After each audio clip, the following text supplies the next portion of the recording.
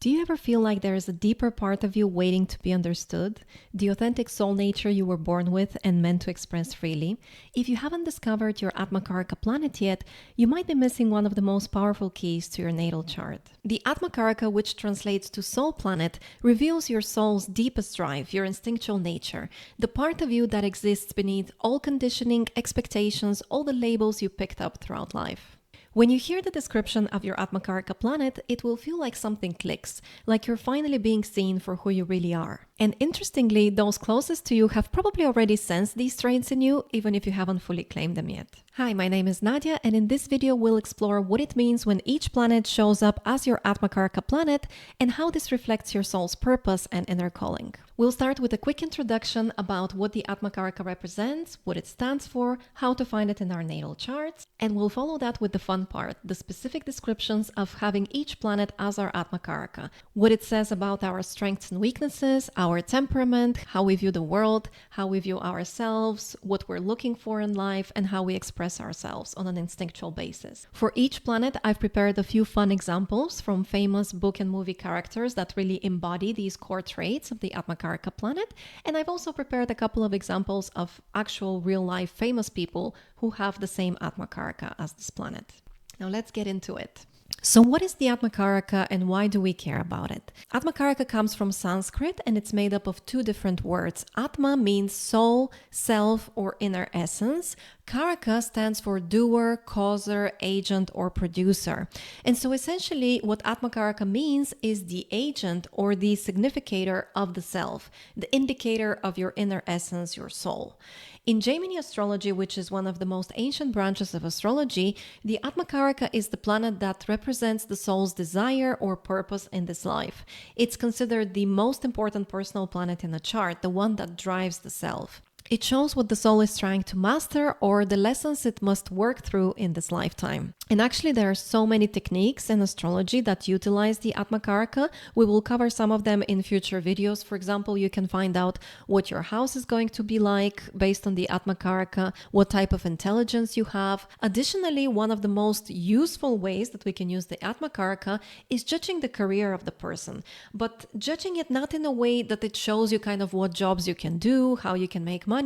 It's more authentic than that. It's literally the ideal career that would be most fulfilling for you based on your soul nature. And I think that's one of the most interesting ways to use the AtmaKaraka, and I will definitely do a video in the future showing some possible career choices depending on our AtmaKaraka, where it sits in our chart, what sign it's in, etc. But if we go back to what the AtmaKaraka stands for, so basically the AtmaKaraka guides us to a profound understanding of our personality and traits, our temperament. So this is literally us, our unfiltered self, how we are when we allow ourselves to be completely ourselves without really caring what other people will think, how they will judge us. And so you will see that once you find out your AtmaKaraka planet, you will kind of be going, yes, I really feel truly like myself when I act in this way. And these are truly my values. So it's an indicator of our strengths and weaknesses, our kind of modus operandi, if you will, our approach to life. So how do we find out what our AtmaKaraka planet is? If you don't know your AtmaKaraka, all you need to do is check your natal chart and look for the planet with the highest degree in your chart. If you don't have a natal chart in front of you, I've attached a link in the description under this video for a free birth chart generator. All you need to do is input your name, your date of birth, your time of birth and place of birth, and it will produce a South Indian chart. Don't worry if you don't understand what any of it means, that's absolutely fine.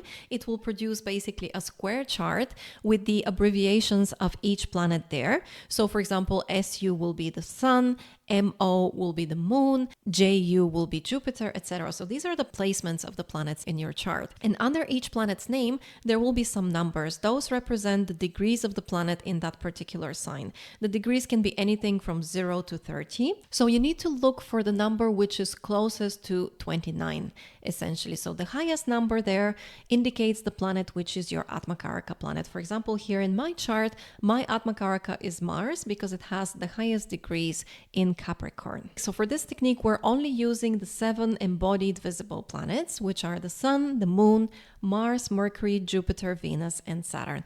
Obviously, the sun and moon are not exactly planets. We're not sticking to the proper astronomical terms here. In astrology, we refer to them as planets, so ignore the kind of astronomical inaccuracies here. Rahu and Ketu are not considered for this technique. Rahu and Ketu are the north and south nodes of the moon, and so for this technique, we're not taking them into account because they're not embodied planets. They're just mathematical points in the sky.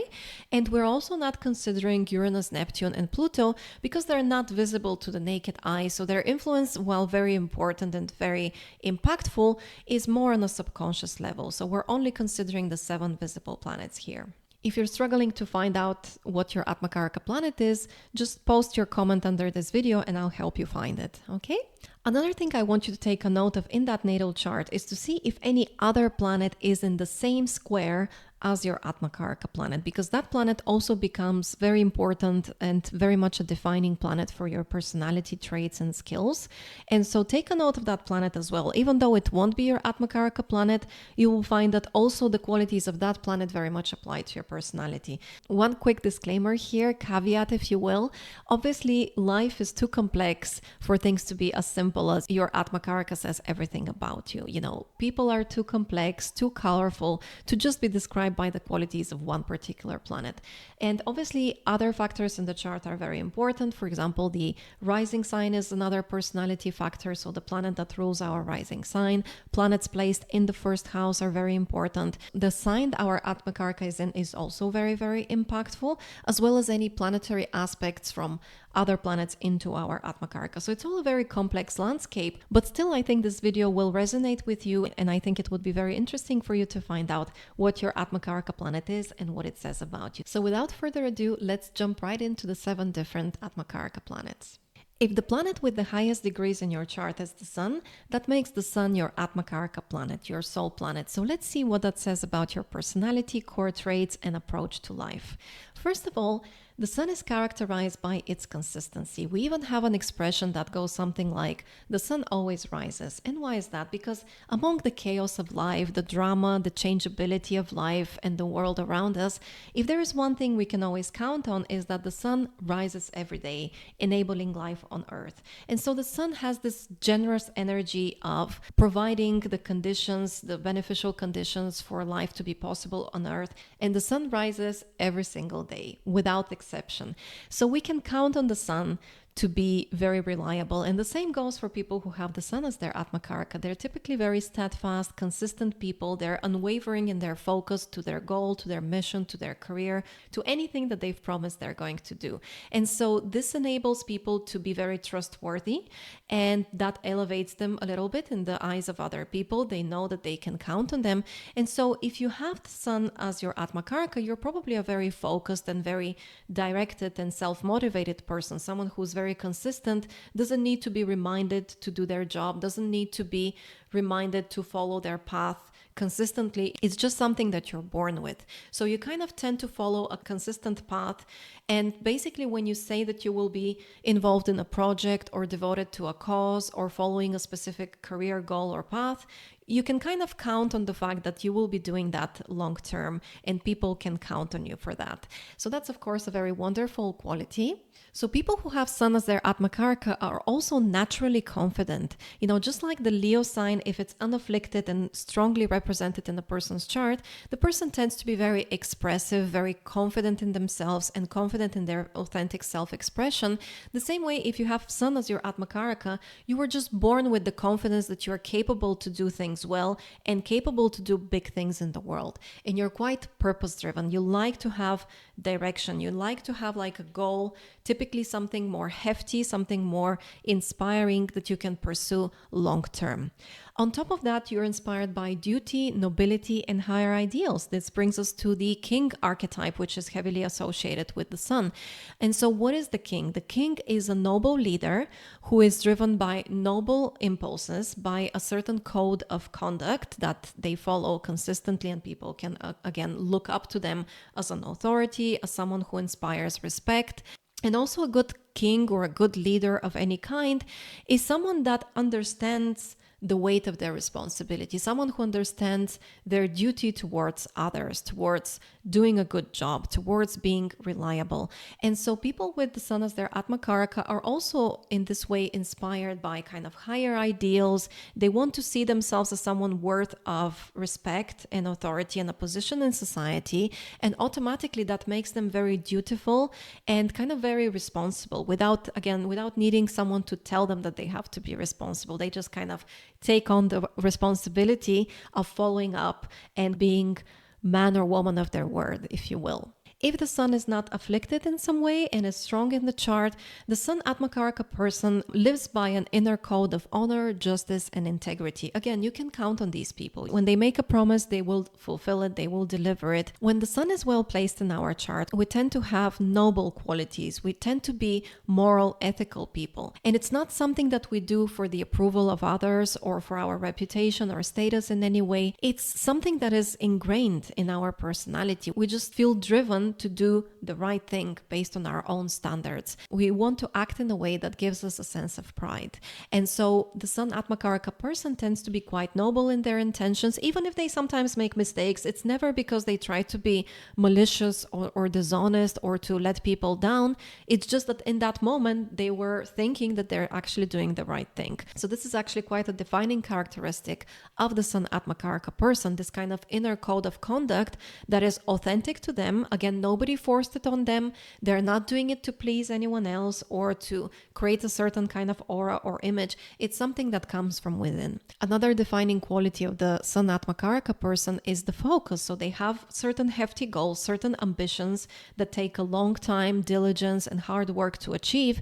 And so knowing that, having that weight of responsibility and ambition, they eliminate distractions as much as possible. You won't see them multitasking, being involved in too many things, because you can't really be involved in too many things and doing an amazing job in all of them. You have to kind of pick your battles and you have to pick your causes. And typically the sun person has ambitions that they want to fulfill and everything kind of falls by the wayside. So this can be a little bit frustrating sometimes for their partners or for their friends or relatives, because especially, if they're devoted to their career or to certain causes or projects, that leaves them less time for socializing, for relaxing, for pursuing hobbies, spending time with other people, because the more time you spend on hobbies, interests, and leisure, the less time you have to devote yourself to your career path.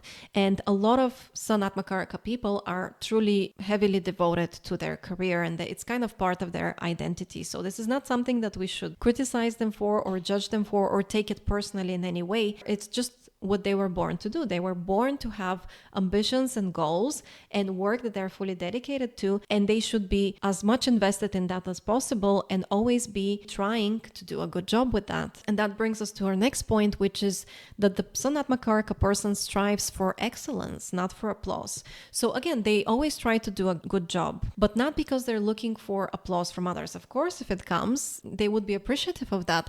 But if they are not proud of themselves, other people's positive feedback will not mean much to them. What they want to do is to make themselves proud, to act in a way that when they go to sleep at the end of the day, they feel proud of all the good work that they were able to do, that they were able to stand by their ideals, and they were able to dedicate the time and the effort to their goals that they wanted to. And that, of course, creates the conditions for a lot of success in life. Another quality of the sun AtmaKaraka person is that they feel most alive when they're fulfilling a meaningful role. And this is something that they're born with. Again, it's just kind of an inner pressure, has a bit of a negative connotation, but there is a bit of pressure there, a bit of a sense of direction, inborn sense of duty, sense of purpose, that I'm here to do something big with my life. I'm here to do something important. One of the books of Arnold Schwarzenegger, I think it's his latest book, the big theme was be useful. So what can I do in the world that makes me useful to other people? And again,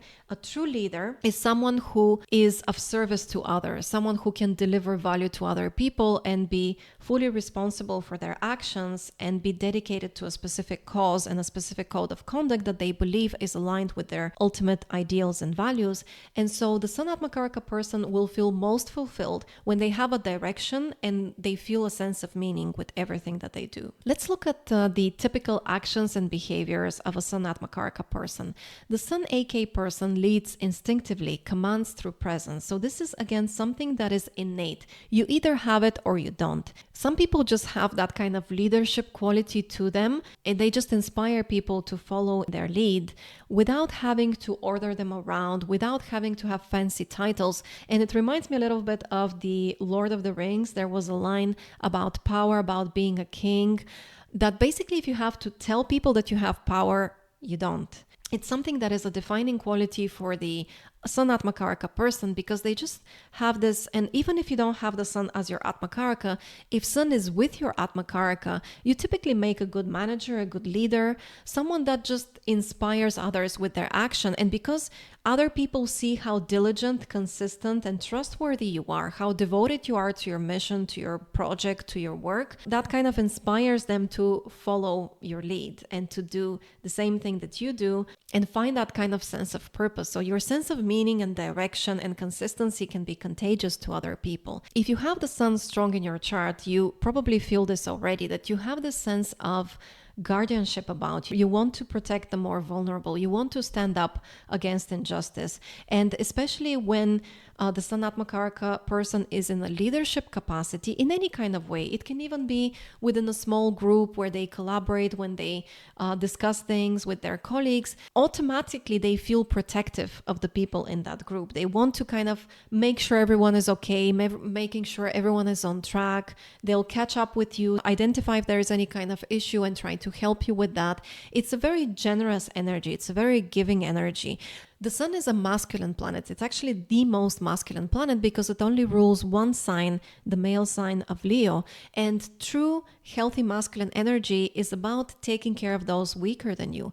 And maybe weaker, again, is a bit of the wrong word here. Someone that in a certain situation is more vulnerable and less capable than you. And so you take them under your wing, so to speak. So the Sun AtmaKaraka person definitely has this kind of protector, guardian leadership type of energy about them, where they don't want to hurt those less capable or more vulnerable than they are, or anyone within the scope of their responsibilities. They're able to make sacrifices for duty without complaining. Again, it's something that just gives them joy. They enjoy the leadership role. They enjoy being the responsible person. They enjoy being the authority that others look up to and rely on. This is not a heavy burden for them. It's actually something that gives them a sense of meaning. They climb steadily. They typically have stable careers and high standards for themselves. Usually Sun AtmaKaraka people are very hard workers. They're very diligent with their responsibilities and their work. As we already discussed, they have big goals, big ambitions, and they have a clear track that they're following, typically within their career, but in their life in general. And when they have that kind of vision in mind, and when they put in the work, they tend to climb steadily upward and with a forward momentum. Think about it. If you're a person who has clear goals and is able to be relied upon, is seen as reliable and trustworthy by their peers, if you enjoy being in a position of responsibility, if you show up every single day dedicated to whatever you promised you're going to do, and you put in the hard work, eventually you become successful. There is no way around it. And so typically we find a lot of people with Sun as their AtmaKaraka in kind of leadership positions, or with very consistent, steady career paths that bring them a lot of prestige and success, hopefully, if the Sun is not afflicted in some way. They solve problems with clarity, with decisiveness. There is that consistency, that kind of healthy masculine energy that rolls their sleeves and is not afraid to get their hands dirty. And they're also courageous enough to not be afraid of problems, but to tackle them head on.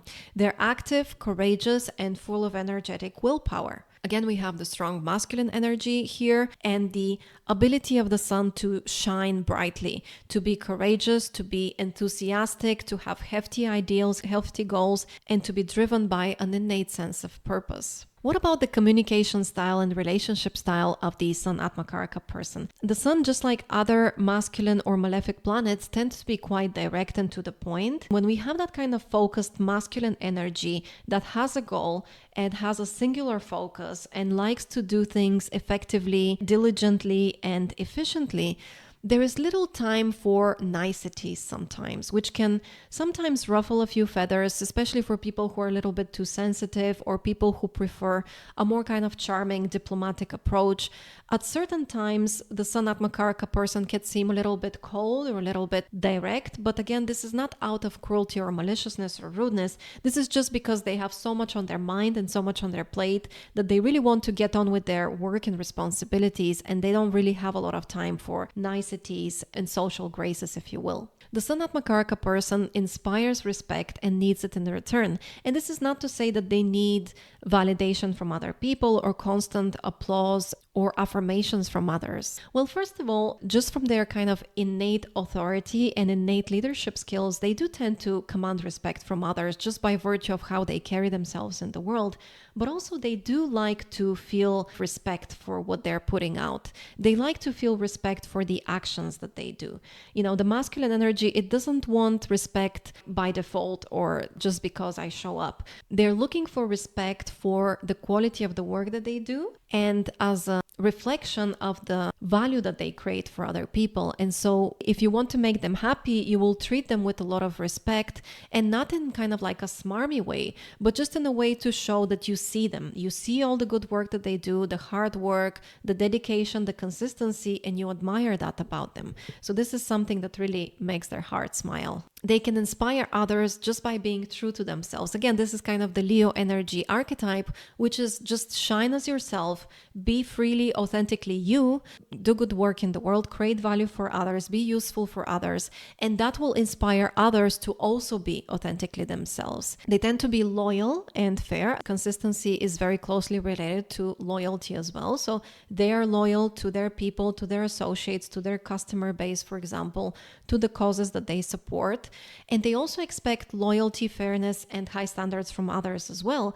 And that's because they're good leaders, right? A good leader wants to ensure a positive, useful outcome, product or service that benefits people and is of use to society and the world in some way. And for that to happen, everyone involved in the project, in the group, in the team has to put in the work. So they also have high standards for other people, but usually much higher standards for themselves. They may seem stern, bossy, or arrogant if afflicted. So this is only in case the sun is somehow afflicted in the chart, and we will have a video where we discuss what I mean by affliction. But you will find that, people who have sun as their AtmaKaraka, if they become bossy, if they become too full of themselves, that means that their sun is not doing very well in their chart, because usually a good leader doesn't have to point out to everyone that they need to be respected. They inspire respect through their own actions. Also, sun being a more leadership, authority type of planet, they like to be seen as the authority and they love to give advice and guidance to other people, but they don't take it very well when you try to give unsolicited advice to them. So it's not to say that you should never give them your opinion, but the best approach is for you to kind of just be a listener, to be a supportive figure, and only put in your 2 cents when you're specifically being asked. If you're a person that they respect, that they admire, don't worry. Eventually there will come a time that they will come to you for guidance and advice, but they don't really take it very well when you're kind of giving unsolicited advice. They interpret it as you seeing them as not capable enough. Sometimes it can be lonely at the top. What do we mean by this?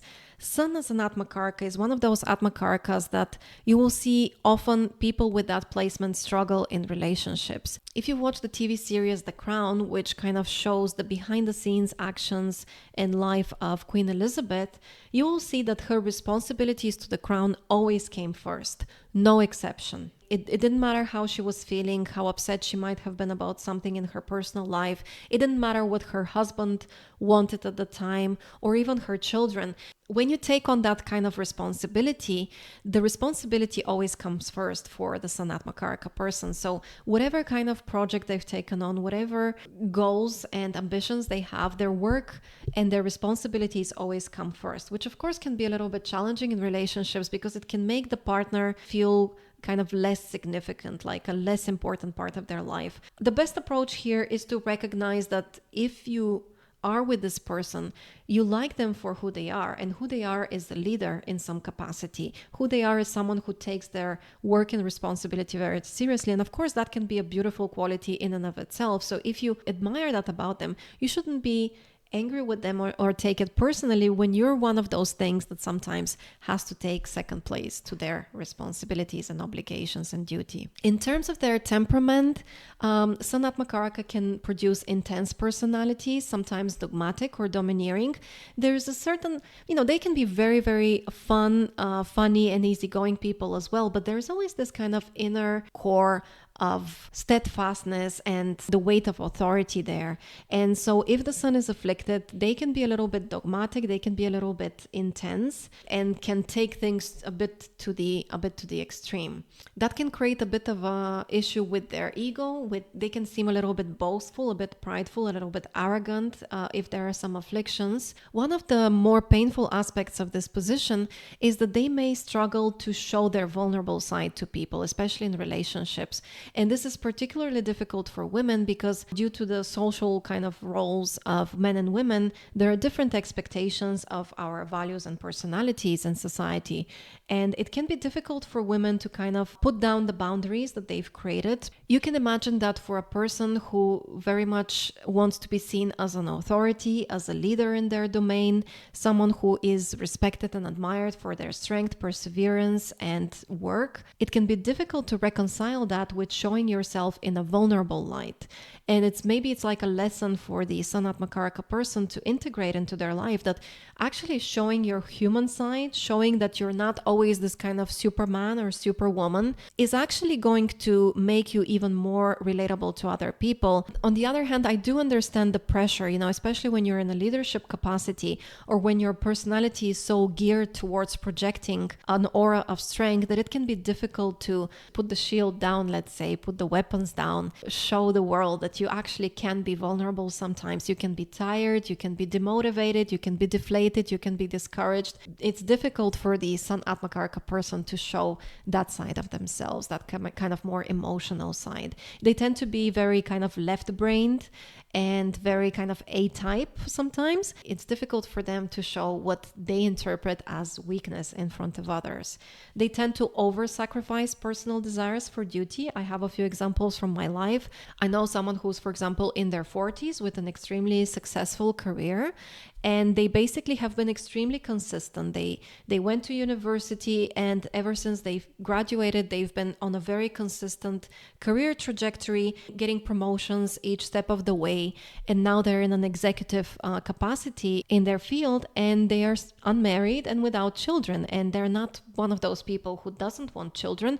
They just kind of haven't really found a way to balance their career with their personal life. Obviously, not everyone is going to be like that. And again, depends on other influences to the AtmaKaraka and other personal planets in your chart. But there is definitely this element of your career, your duties, your responsibilities taking center stage and being a huge part of your life to the detriment of other aspects of your life, your personal hobbies, interests, and desires. As we mentioned before, the Sun AtmaKaraka person has very high standards, very high expectations for themselves and for others, and they need to feel purposeful in life. They need to have a goal. They need to have a meaning in life. They need to feel that what they're doing is meaningful and important in some way or useful to other people. They need to feel that they're contributing in a meaningful way. And so any kind of loss of direction can be extremely painful for them. If you have Sun as your AtmaKaraka, those periods of life when you're kind of directionless, when you're struggling with finding your path in life, that can be a little bit difficult. This actually reminds me of a video I made on the topic of finding your path in life through a couple of key placements in your chart. If you want to check that out, I'll put a link here on the screen. And then finally, they're characterized by a strong life force. Typically, they're very energetic, very driven people, very high achieving people, and they must balance power with humility. One of the important lessons for the Sun AtmaKaraka people is to extend respect to others no matter what their path is. So just because someone has a different path from yours, just because other people may not be as ambitious or driven as yourself, it doesn't mean that their path is any less meaningful. We're born the way we're born for a reason.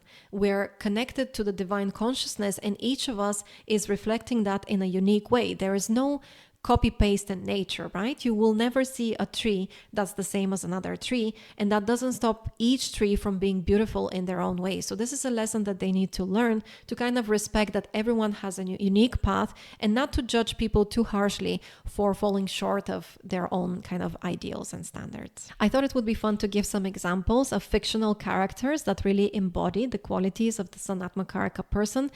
The easy choice, of course, was Mufasa from The Lion King. I mean, no questions asked there, right? I mean, he's such a beautiful example of a true, generous, and benevolent leader and king. We also have Captain Miller from Saving Private Ryan. It's been a very long time since I watched Saving Private Ryan, but I think it's one of those emblematic figures of true camaraderie and leadership and being able to sacrifice for the sake of those that are in your care. He really embodies that guardianship quality of the Sun AtmaKaraka person. And the same can be said for Harry Stamper, the character that Bruce Willis played in the movie Armageddon.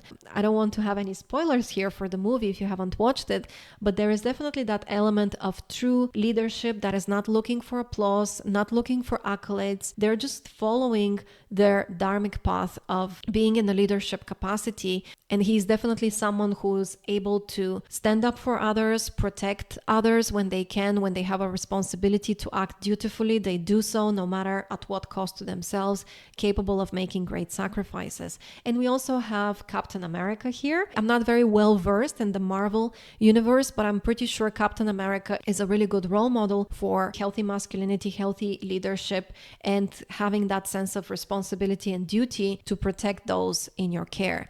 And then finally, we have Aragorn from Lord of the Rings. Now, I personally am a fan of Lord of the Rings. I've watched the movies many, many times. And Aragorn, for me, is probably my favorite embodiment of solar qualities, of leadership qualities, and the king archetype displayed in movies ever. He embodies so many of the qualities we already discussed. So he's consistent on his path. He doesn't complain about the weight of his responsibilities. He utilizes his strengths and talents for good. He has a very solid moral code that he sticks to no matter what people will say. He doesn't care about people's expectations or validation. He doesn't do anything he does for any kind of applause or recognition or accolades. And he's the reluctant king. He's the reluctant leader who basically just followed his duty, followed his sense of right and wrong. He wanted to protect the vulnerable against evil. He inspired others not through any kind of position of power, not through any crown or any status or through bossing them around or giving commands, nothing like that. People just followed him and were inspired by his own actions and courage, and that was the only thing he needed to do. He only needed to act as himself to inspire thousands of people to follow him and elect him as a rightful king. So I think he's one of the most beautiful examples of Sun AtmaKaraka personalities. And just for fun, I wanted to kind of give you a few examples of actual famous people throughout history who have Sun as their AtmaKaraka. So Michael Jordan is one, and isn't that kind of obvious that he was a Sun AtmaKaraka person? I mean, his leadership qualities and his unwavering consistency and the high standards he had for himself. We also have Brad Pitt, Bill Clinton, Nelson Mandela, Diana Nayad, who's actually, if you don't know who that is, there is such an amazing movie with her based on her life and achievements. I don't want to give it away, but she's an incredible swimmer who broke a record for something. Basically, she did something that nobody had done before. So truly, she was very solar in her approach. Charlie Chaplin was a Sun AtmaKaraka person, David Hasselhoff, John Travolta, Patrick Swayze, Robert Redford, Cher, Jodie Foster, Sophia Loren, Giselle Bündchen, Lance Armstrong, Muhammad Ali, Pope Francis, Paul McCartney and John Lennon were both Sun AtmaKaraka people, Franklin Delano Roosevelt, Benjamin Franklin, Richard Nixon, and Steven Spielberg. So you will find that all of these people have that kind of solar quality of shining as themselves, just charismatic, and they have this kind of charisma that you can't look away from, and they inspire others through their actions and achieve high levels of success through hard work and consistency. And they really had these like really high standards for themselves, and they wanted to excel and reach new heights. If the planet with the highest degrees in your chart is the moon, then you have moon as your AtmaKaraka planet. And what does that say about your core identity and motivation in life? First of all, the moon is the most feminine planet. It's entirely feminine because it only rules one sign, and that's the feminine sign of Cancer. So anything that we associate with high-level feminine qualities is connected to the moon. And if you have moon as your AtmaKaraka, you will find that a lot of these qualities probably resonate with you. First of all, the moon is defined by its intuition, strong intuition. In astrology books, the moon is defined, quote unquote, as filled with knowing. So basically, they arrive at knowledge and wisdom. They arrive at the truth through their inner knowing, without needing any kind of logic or rationalizations or proof. So it's a very strongly intuitive planet. The moon person senses emotional undercurrents instantly. So they're a little bit like an emotional psychic sponge. Wherever you put them in the room, they're able to sense the energy and the moods around them. And they can also absorb the moods of other people around them. But whatever situation you put them in, they're able to gauge what exactly is going on, how people are feeling, how people are experiencing this situation. They read the atmosphere and the collective feeling in any kind of environment, and they're very reflective and perceptive people. They often absorb the moods and the energy of other people, so it's very important for them to ground themselves and to be able to distinguish between their own energy and the energy of other people, because sometimes they can get into these kind of bizarre moods and think that it's something in their life that is making them upset, when in fact maybe they were just exposed to someone who had a very strongly negative mood and they've taken that on through their porous aura, if you will. And because they're very reflective and perceptive, that can also make them extremely charming to other people, because they do this kind of thing, I think in psychology is called mirroring, and they do it automatically without being aware of it. People find that very endearing and very appealing. In general, the moon being a very feminine and receptive planet, it kind of inspires people to take care of them, to be nice to them, to give them compliments, to nourish them in some way, unless the moon is afflicted, of course. The moon person values connection more than anything else. Moon and Venus are the two very relationship-centered and oriented planets, and so if you have moon as your AtmaKaraka, you value connection. It's extremely important for you to feel connected to something bigger than yourself, to other people, to groups, to your intimate partner, and bonding and emotional security is the most important thing for you. You like to feel secure emotionally in the world, spiritually and psychologically. You want to have that kind of anchor to something else. So the moon is adaptable and flexible. And so the moon AtmaKaraka person has a superpower, which is that no matter what environment you put them in, they adapt very quickly and they know exactly what they need to be nourished and to survive and to have a comfortable, fulfilling life. They're super sensitive to their own needs, but also to the needs of other people.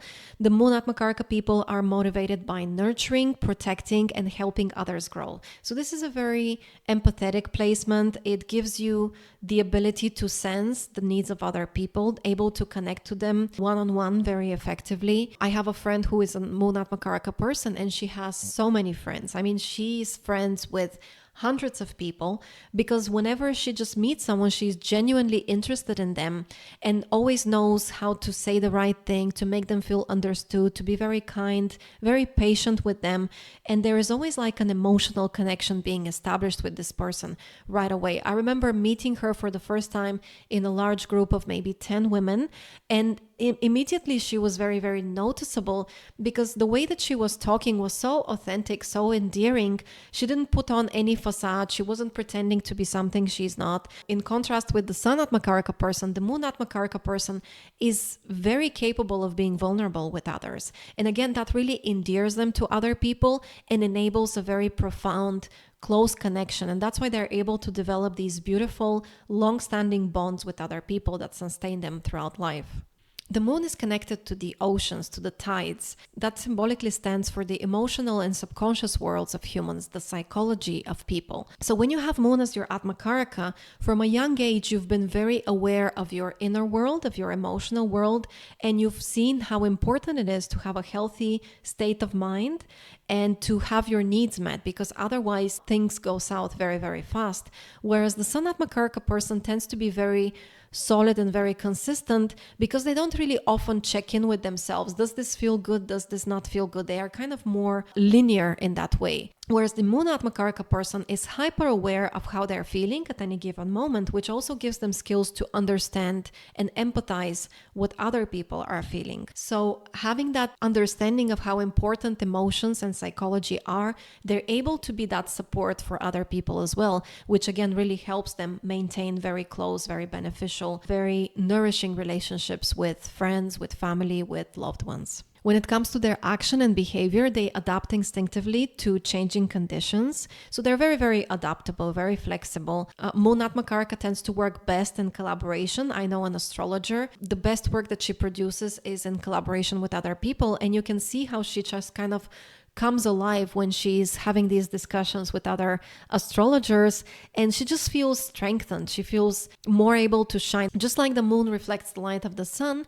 the moon AtmaKaraka person doesn't really like being on their own. They work best in collaboration with others. So whether it's like a group project or collaborating with their colleagues on a project or doing fun activities with their friends, they really prefer the company of others because it really enables them to have that kind of emotional connection that nourishes them, and just having that kind of collaborative process with others really invigorates them and motivates them. They like to comfort people with food, with kind gestures, with gentle presence. If you think of the stereotype for Cancer-strong people, they tend to be the ones to feed those that they love, right? They love the homely environment, the coziness of the home, the nourishment of good food. And the same thing with Moon AtmaKaraka people. They like to be comforting and nourishing to other people. And just by being in their presence, you already feel more understood, more relaxed, more safe in their presence. They can be drawn to caregiving roles, and they can be emotional caretakers for others. But any kind of role which is in the realm of emotions, in the realm of mental health or spirituality, or anything that provides comfort and sustenance to other people, that can be a great occupation for them overall, because they just have that innate quality to make people feel comforted. At the same time, it's important for them to have some alone time in order to recharge their batteries and to again filter what is truly their mood, their authentic feeling, and what might be some moods or some impressions that they've just absorbed from the company of other people because they're just so receptive. And they need to have that kind of time for clarity and for regeneration. So the Moon AtmaKaraka person flows rather than forces, follows emotional currents. It's important for them to be again in touch with their actual emotions and to recognize when it's time to rest and when it's time to work, because they can be prone to burnout if they really force themselves to do something which they're mentally or emotionally not really in the zone for. So what about their communication and relationships? As we said, these areas of life are extremely important to the Moon AtmaKaraka person. They tend to be warm, gentle, affirming, and they have a naturally comforting presence. If you have Moon AtmaKaraka people in your life, you will notice how you feel very, very comfortable to share secrets with them, to get vulnerable with them, to tell them your life story, because again, you just feel comforted. It's like a free sort of therapy session, and they like that as well. They like their moods and their thoughts reflected. Again, if I go back to my friend who's a Moon AtmaKaraka person, whenever something happens in her life that causes her some kind of confusion or she's just not sure how to react, she loves to brainstorm with her friends and say, oh, this is what happened and this is how I felt.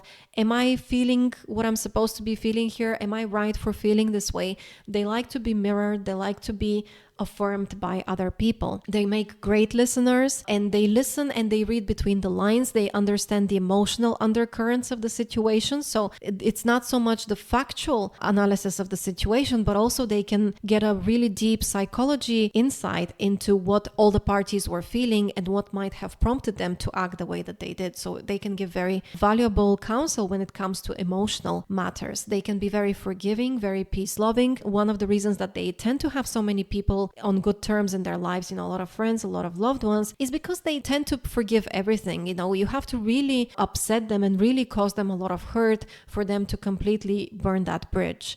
And they love peace. They love harmony. They want everyone to get along and everyone to be nurtured and feel loved and connected. They're socially very adaptable. As we said already, they have this quality of mirroring, blending into their environment. In contrast with the sun, the moon is a very changeable planet. It goes through different phases over the cycle of the 28 days. So every day it's a different version of the moon. So in the same way, a moon AtmaKaraka people can be a little bit fickle, can be a little bit changeable. They can decide to break up with that boyfriend that doesn't treat them well one day, and then the next day they forgive them, and the third day the guy brought them flowers, so now they think, oh, he's actually a really amazing boyfriend. I don't know what I was thinking. You have to have space for understanding that people are different. The way that they approach life is different. The way they communicate is different, and that's completely fine. Everyone should be free to live as their authentic nature. So if you have someone in your life who's a moon AtmaKaraka person, don't expect them to be rigid and to be super, super consistent. If you have moon as your AtmaKaraka, you're probably very magnetic. People just feel this profundity about you, this depth, this emotional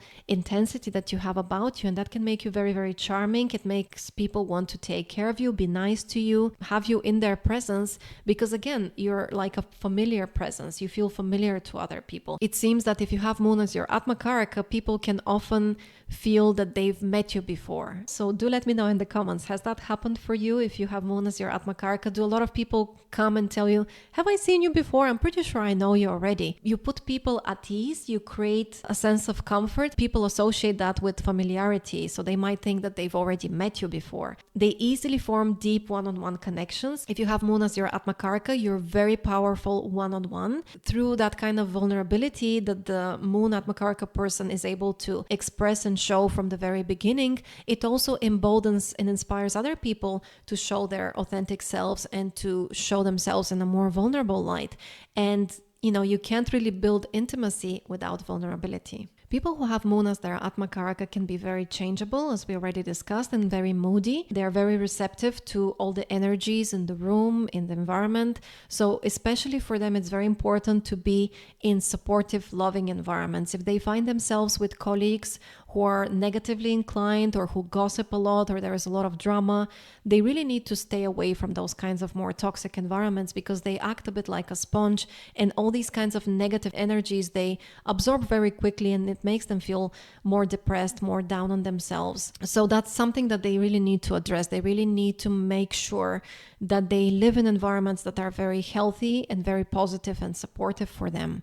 They can struggle with emotional dependency, clinginess, people pleasing, and over nurturing. That can definitely be the case, especially if the moon is afflicted. If a moon is very, very healthy, they know very well how to fulfill their own needs, how to feel comforted in the world. They have sort of an innate connection to the divine consciousness that makes them feel always connected, always part of something bigger, no matter where they go. But if there are afflictions to the moon, yes, there certainly can be dependency there. There can be clinginess, because again, the moon craves connection. If deep inside they feel a hole, if they feel that someone constantly has to compliment them in order for them to feel safe, that can of course create the phenomenon of clinginess and dependency. They're very easily influenced by others. They may lack boundaries, so this is something that they probably need to learn from an early age, is how to enact boundaries, how to rest and regenerate, and recognize when they're absorbing the moods of other people. And again, if they feel that other people are influencing them negatively, they really need to align with healthier, more supportive and positive environments. They need a lot of emotional affirmation. So if your partner is a moon AtmaKaraka, definitely give them a lot of TLC, a lot of compliments, show them how much they mean to you. It would really make their heart smile. They might struggle with feelings of unworthiness.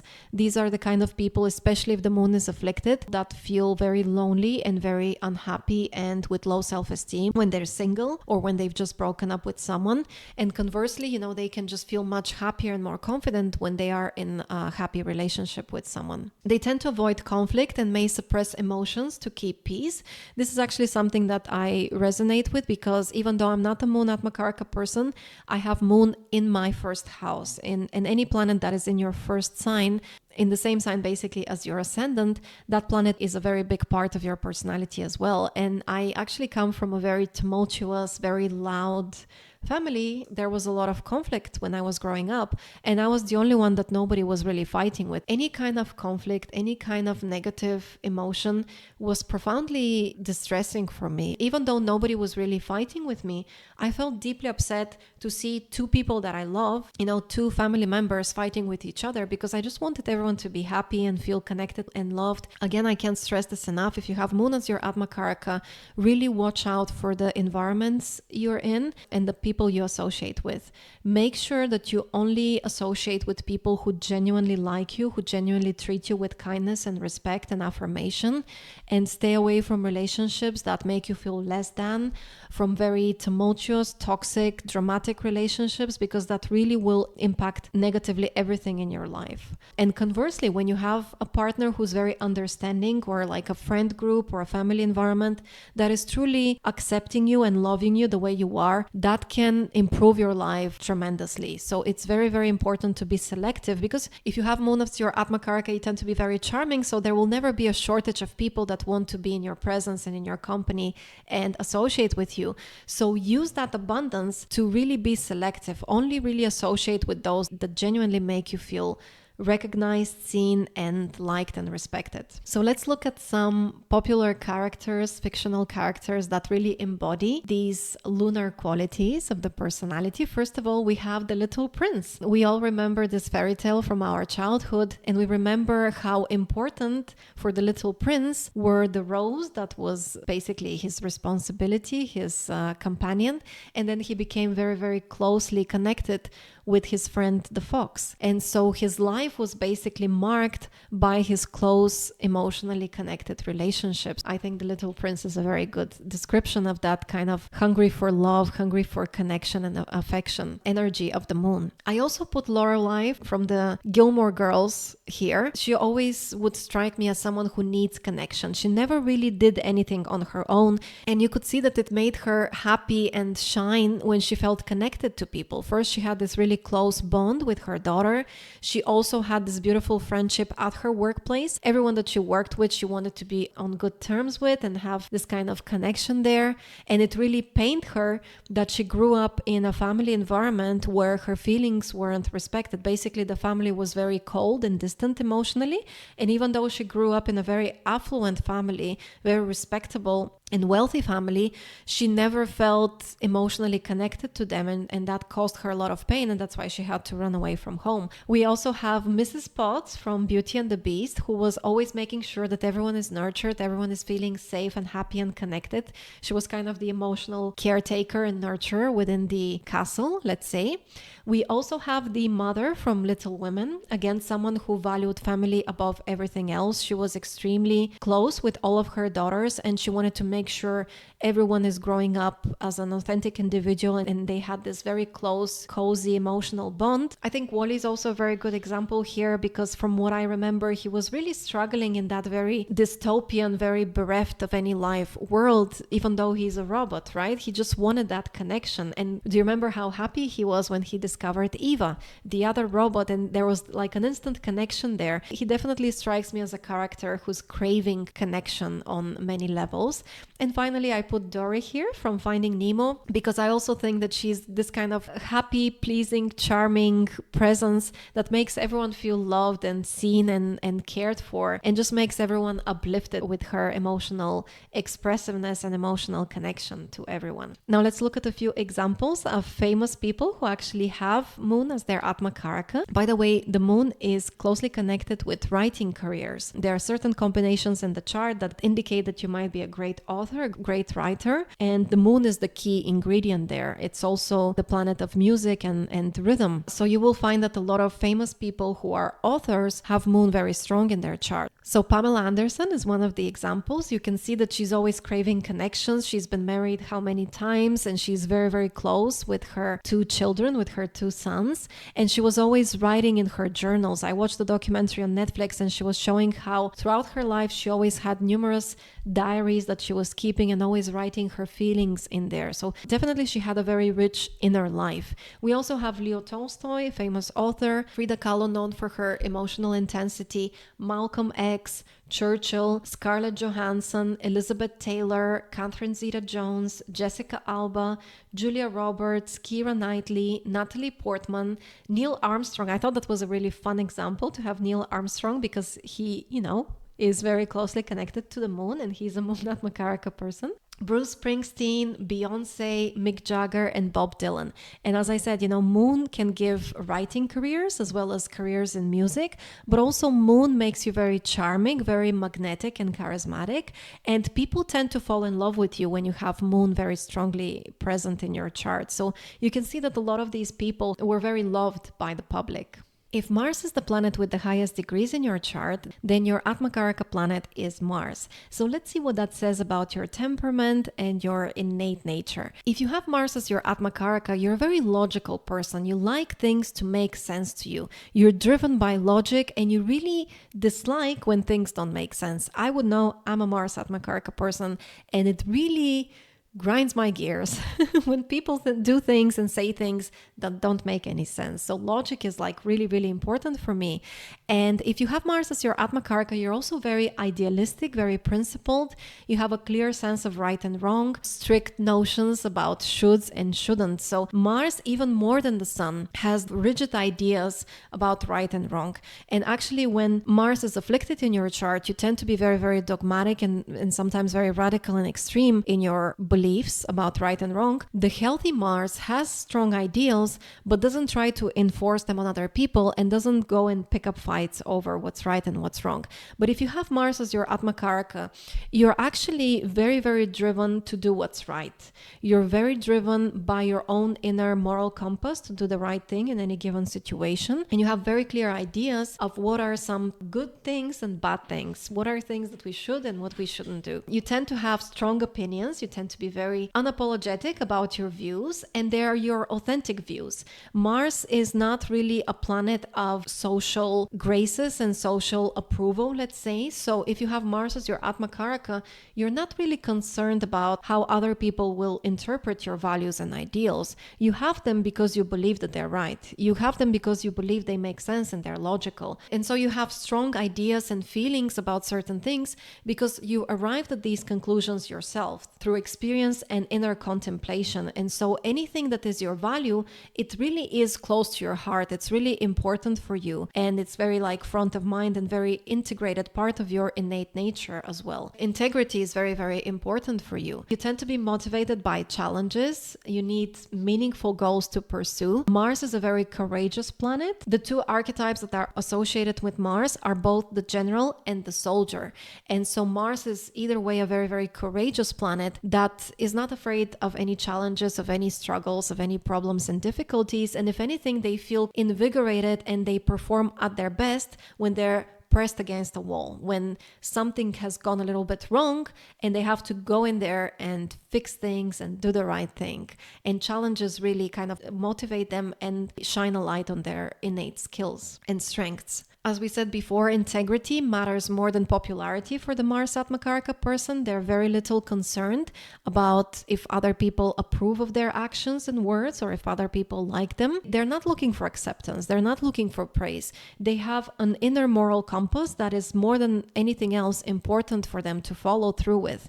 And so they act on instinct when the moral line is clear. Again, this makes them very good in emergencies and critical situations because everything that they believe, their beliefs, their ideals, their moral code is such an integral part of them that they can react very quickly because they're very clear about their ideals and their should and shouldn'ts. So they act on instinct whenever they're confronted with a new challenging situation. They also tend to have strong willpower and internal motivation. Mars is associated with sports, with athletes, with any kind of feat of courage because they have that strong willpower to do difficult things, to do scary things, to do new things, right? They don't need to be motivated by other people. They don't need the applause of other people.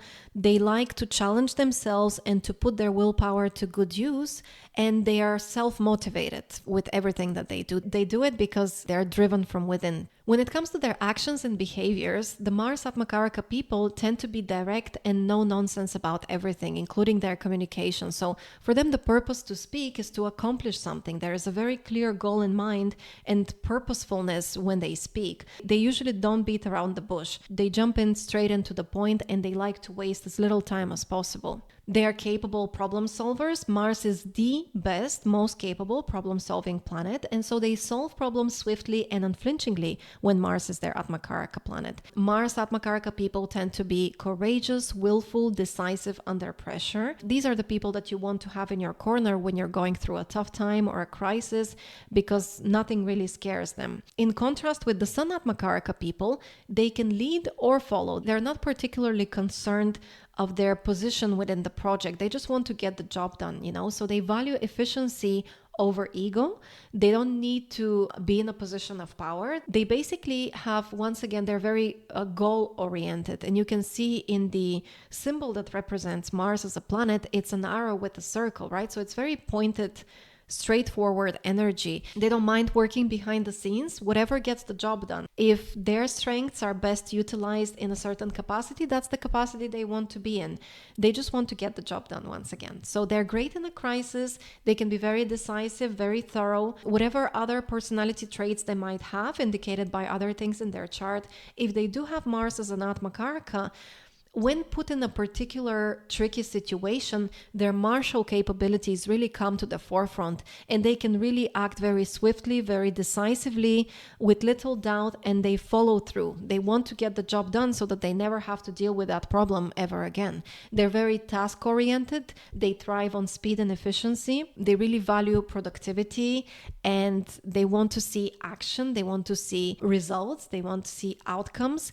And so you will often find them having very long to-do lists for every single day of their life. And when they're falling behind on their tasks, on their goals, that creates a lot of tension, especially if their Mars is quite afflicted, as is mine. My Mars is with Saturn, and I'm a very impatient person, and I always have a lot of things on my to-do list, and it really frustrates me that I can never tick everything off of that list. If you have Mars as your AtmaKaraka, you're probably not only goal-oriented, but also task-oriented. You always want to see what should be accomplished today, and you want to jump right into it because you feel that kind of inner pressure to accomplish things and to problem solve. A very defining quality of the Mars AtmaKaraka person is that they strongly dislike distractions. So they're very focused. They don't like to be distracted. They want to get in there, solve a problem, finish a task, accomplish a goal, and anything that gets in the way, any kind of detour, unnecessary time-wasting distractions are quite infuriating for the Mars AtmaKaraka person,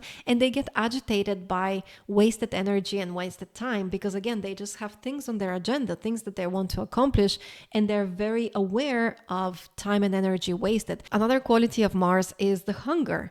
Mars is the planet that creates hunger in us, and so metaphorically speaking, Mars AtmaKaraka people tend to be ambitious, hungry to achieve things, very driven, very self-motivated, and they like high output. They want to get things done, and they want to kind of look back on their activities in the last weeks and months and be proud of everything that they were able to accomplish. So that gives them a lot of ambition, a lot of hunger, and they tend to achieve a lot of things throughout their life because of that, especially if Mars is well placed in their chart. Now, communication and relationships can be a bit of a tricky area for the person who has a Mars AtmaKaraka. And that is because, first of all, Mars is a very individualistic planet. And so whenever we have Mars as our AtmaKaraka, we are focused on whatever we're doing. We have an agenda, we have things that we want to accomplish. And again, we don't like distractions, and people can be very distracting, right? Also, Mars is very direct, as we already discussed. It likes to get straight into the point, and that leaves little room for niceties, for flattery, social grace, for small talk. Anything that is seen as a bit of a waste of time tends to agitate the Mars strong person. They tend to be quite direct, which can ruffle some feathers. The Mars AtmaKaraka person shows shows and expresses love in very concrete ways and very productive ways. So they like to do things, help, solve problems, and it actually can be very painful for them if they love you and they value you and they see that there is a problem in your life that they can't help you with. They want to see that they are able to be of use to you in some capacity, and they want to alleviate any kind of suffering and solve any kind of problem in your life. Mars people tend to be dependable, loyal, and protective. And they also tend to be blunt, direct, and often curt in speech, as we already discussed. They like to get to the point, and that's not because of rudeness. The problem with Mars AtmaKaraka is that other people, especially people who don't know you very well, they can interpret your efficiency and directness and honesty as rudeness, as being too direct. People can take it personally, especially if they don't know you very well. But if you try to see things from the perspective of the Mars AtmaKaraka person, they actually want to save everyone's time. They just want to be direct and they want to be honest. They don't like dishonesty. As we said already, they have a very strict moral code of right and wrong. And typically they like integrity and they like honesty. And so if they don't like you, they actually think it's a dishonest thing to pretend to be nice to you. Okay. And at the same time, again, if they have a task to accomplish, they see that it's best for everyone for them to accomplish this task as fast as possible. So if they're a little bit curt, a little bit short with you, a little bit too direct without any kind of hello, thank you, maybe you're so kind, any kind of politeness, you have to understand that this is because they're striving for time saving and efficiency. And it's definitely not because they try to be rude to you on purpose or they try to be dramatic or anything like that. On the bright side, you always know where you stand with a Mars AtmaKaraka person. They tend to be honest and trustworthy, and they don't really fake things. They're not very good with fakery because, again, faking things takes time and focus and energy, and they usually have a shortage of that in their life. They tend to dislike small talk, vague conversations because, again, they see it as a waste of time. They have plenty of tasks on their to-do list that is more important than sitting here and talking about the weather. If you really want to annoy someone with Mars as their AtmaKaraka, waste their time. Force them into empty, pointless conversations. Talk to them about the weather. Talk to them about the economic situation on the other side of the world, anything that they have zero control over, and that will kind of do the trick. That will make them quite upset. In order to stay connected to people, they need to feel that their values are aligned. And so an important part of their relationships is value alignment. It's very difficult for the Mars AtmaKaraka person to maintain friendships and close contacts with people that they have vastly different ideas with about right and wrong. And that can, again, cause some difficult situations in their life, some burnt bridges. They just feel that it's a betrayal of their own moral conduct and moral integrity for them to be friends with people who they see as immoral. Or even if they like the person, even if in other ways they find that the person is amazing, if they do something that is very much in contrast with what they think is the right thing, they will not continue this relationship. And it's not that they want any drama. It's not that they want to have any enemies, not at all. It's just that they feel that it's a betrayal of their own value system and integrity to do that. They also get very agitated when someone micromanages them or interrupts them. They have a tight schedule. They have a lot of things on their mind that they want to accomplish, and every minute is sort of accounted for usually. And so if they're in that state of deep focus, Mars is a very pointed planet and likes to focus on one thing at the same time. They're not very good multitaskers. And so when you interrupt them, that kind of breaks their focus and they have to start all over again with their concentration and remember what they were thinking about. And that can be difficult for them. So again, if you want to annoy them, interrupt them while they're really focused on their work or on a project that they're pursuing.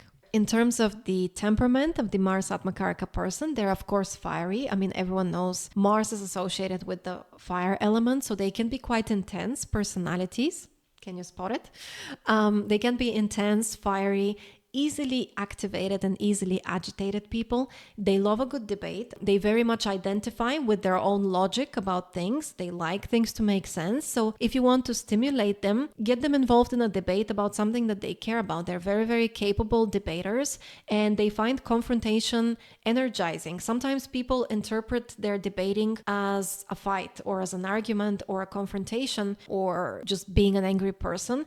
But for the Mars AtmaKaraka person, it's just something something that they enjoy doing. They like to see the logic in different points of view, in different positions, and they like to defend their position. It just activates their martial energy, and so it can kind of be intoxicating for them. And please don't take it personally if you have someone with Mars AtmaKaraka in your life and they love debating about what's right and what's wrong, what's moral, what's logical, etc. Indulge them and see that it's not personal to them. If they present an argument that you don't agree with, that's just their position. They're not trying to attack you personally, unless, of course, they have other afflictions in their chart.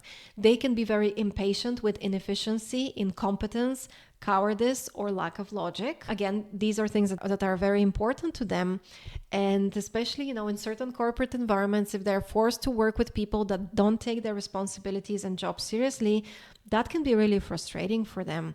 Or it can also be very difficult for them to constantly have to communicate with people who they find illogical and irrational. Sometimes the Mars AtmaKaraka person has very, very good intentions and is just trying to do the right thing, but because they're very direct and very honest and straightforward, it can come off as harsh, and people again take it personally, and that can actually be very heartbreaking when you have this position, because again you're wondering, where did I go wrong? I'm just standing for what I believe in and I'm just defending my logic here. Why are you taking it personally? Why are you making me seem like the bad guy? Of course, if they have afflictions to their Mars, that can cause a lot of meddling, trying to solve other people's problems for them, even though nobody really asked them. They can fight other people's battles or fight battles that are not worth fighting.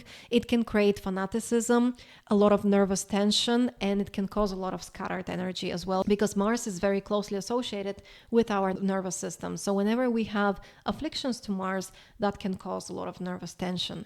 They need structure and purpose to stay balanced. Mars energy is a very pointed focus, so just give them a task, a goal that they can aspire to, and they can just devote all their energy, all their resources and talents, and they can put them to good use. One thing to watch out for if you have Mars as your AtmaKaraka is burnout or overexertion. Whenever Mars gets involved in something, they're kind of all in on that, and they can exert and expend a lot of energy because they kind of tend to feel passionate about a lot of things, which can cause a lot of exhaustion and even burnout. So definitely make sure that you're fighting battles that are worth fighting for, pursuing goals that are really aligned with your authentic needs and goals. Give yourself enough time for rest and regeneration, because that's really, really important for you.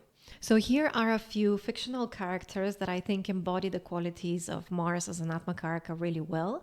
It's no surprise that a lot of them are kind of action movies, action heroes. First, we have John McClane, the character played by Bruce Willis in Die Hard. He's definitely a problem solver, right? He always has to tackle some emergencies, some critical situations, fight some bad guys, stand for what's right, defend some vulnerable people. And he's very direct. He approaches his tasks with humor, but definitely there is that martial energy there of not giving up until you've completed your task. We also have Rambo, played by Sylvester Stallone. And one thing that you will notice about people with strong Mars, and especially Mars as an AtmaKaraka, they tend to have a mechanical mind.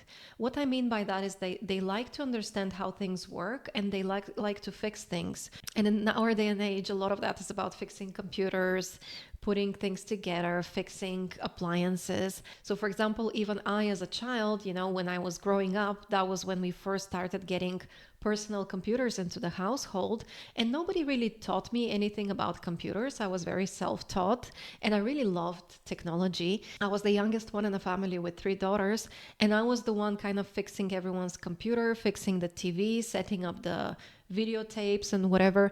So I was always very much about figuring things out, how they work and how to put them together. And you'll find that a lot of Mars AtmaKaraka people, they like to fix things. So for example, they can be really good with cars, with IKEA furniture, anything that is a problem to be tackled, something that needs to be resolved, and something that needs to be put apart and put back together again. We have here Bruce Wayne, Batman, played by Christian Bale.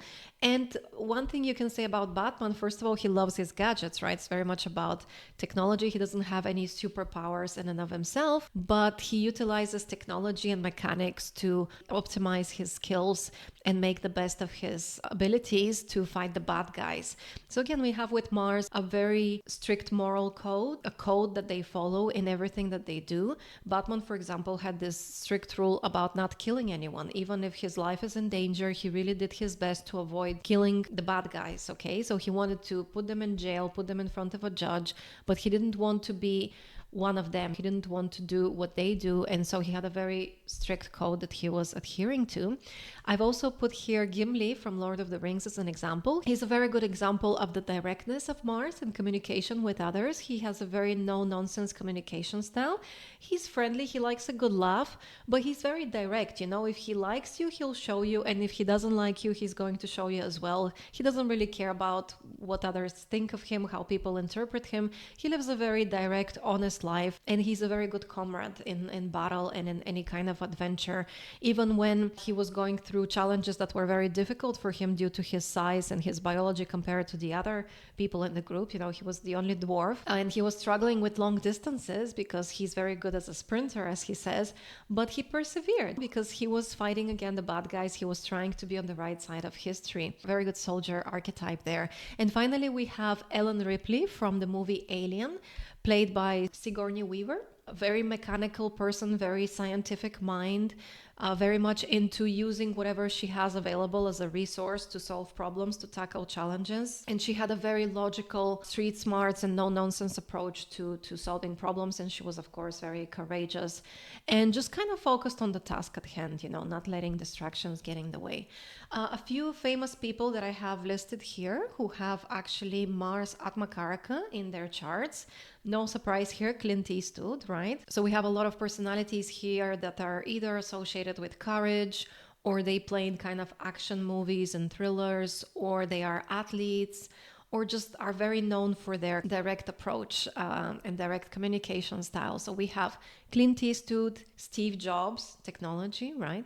Tom Cruise, Donald Trump, Henry Ford. Again, we have mechanics, Marie Curie, Paul Newman, Robert De Niro, Neymar, the football player, Maya Angelou, Oprah, George Lucas, David Cameron, Jimmy Carter, and Putin. So very kind of martial, direct characters, very much focused on problem solving, very direct and no-nonsense approach to things, all about dynamism, action, and idealism as well, interest in technology and appliances. If the planet with the highest degree in your chart is Mercury, then Mercury is your AtmaKaraka or your soul planet. So let's see what that says about your personality and how you view life, how you approach everything in life. First of all, Mercury AtmaKaraka people are endlessly curious, very intelligent, and constantly seeking input.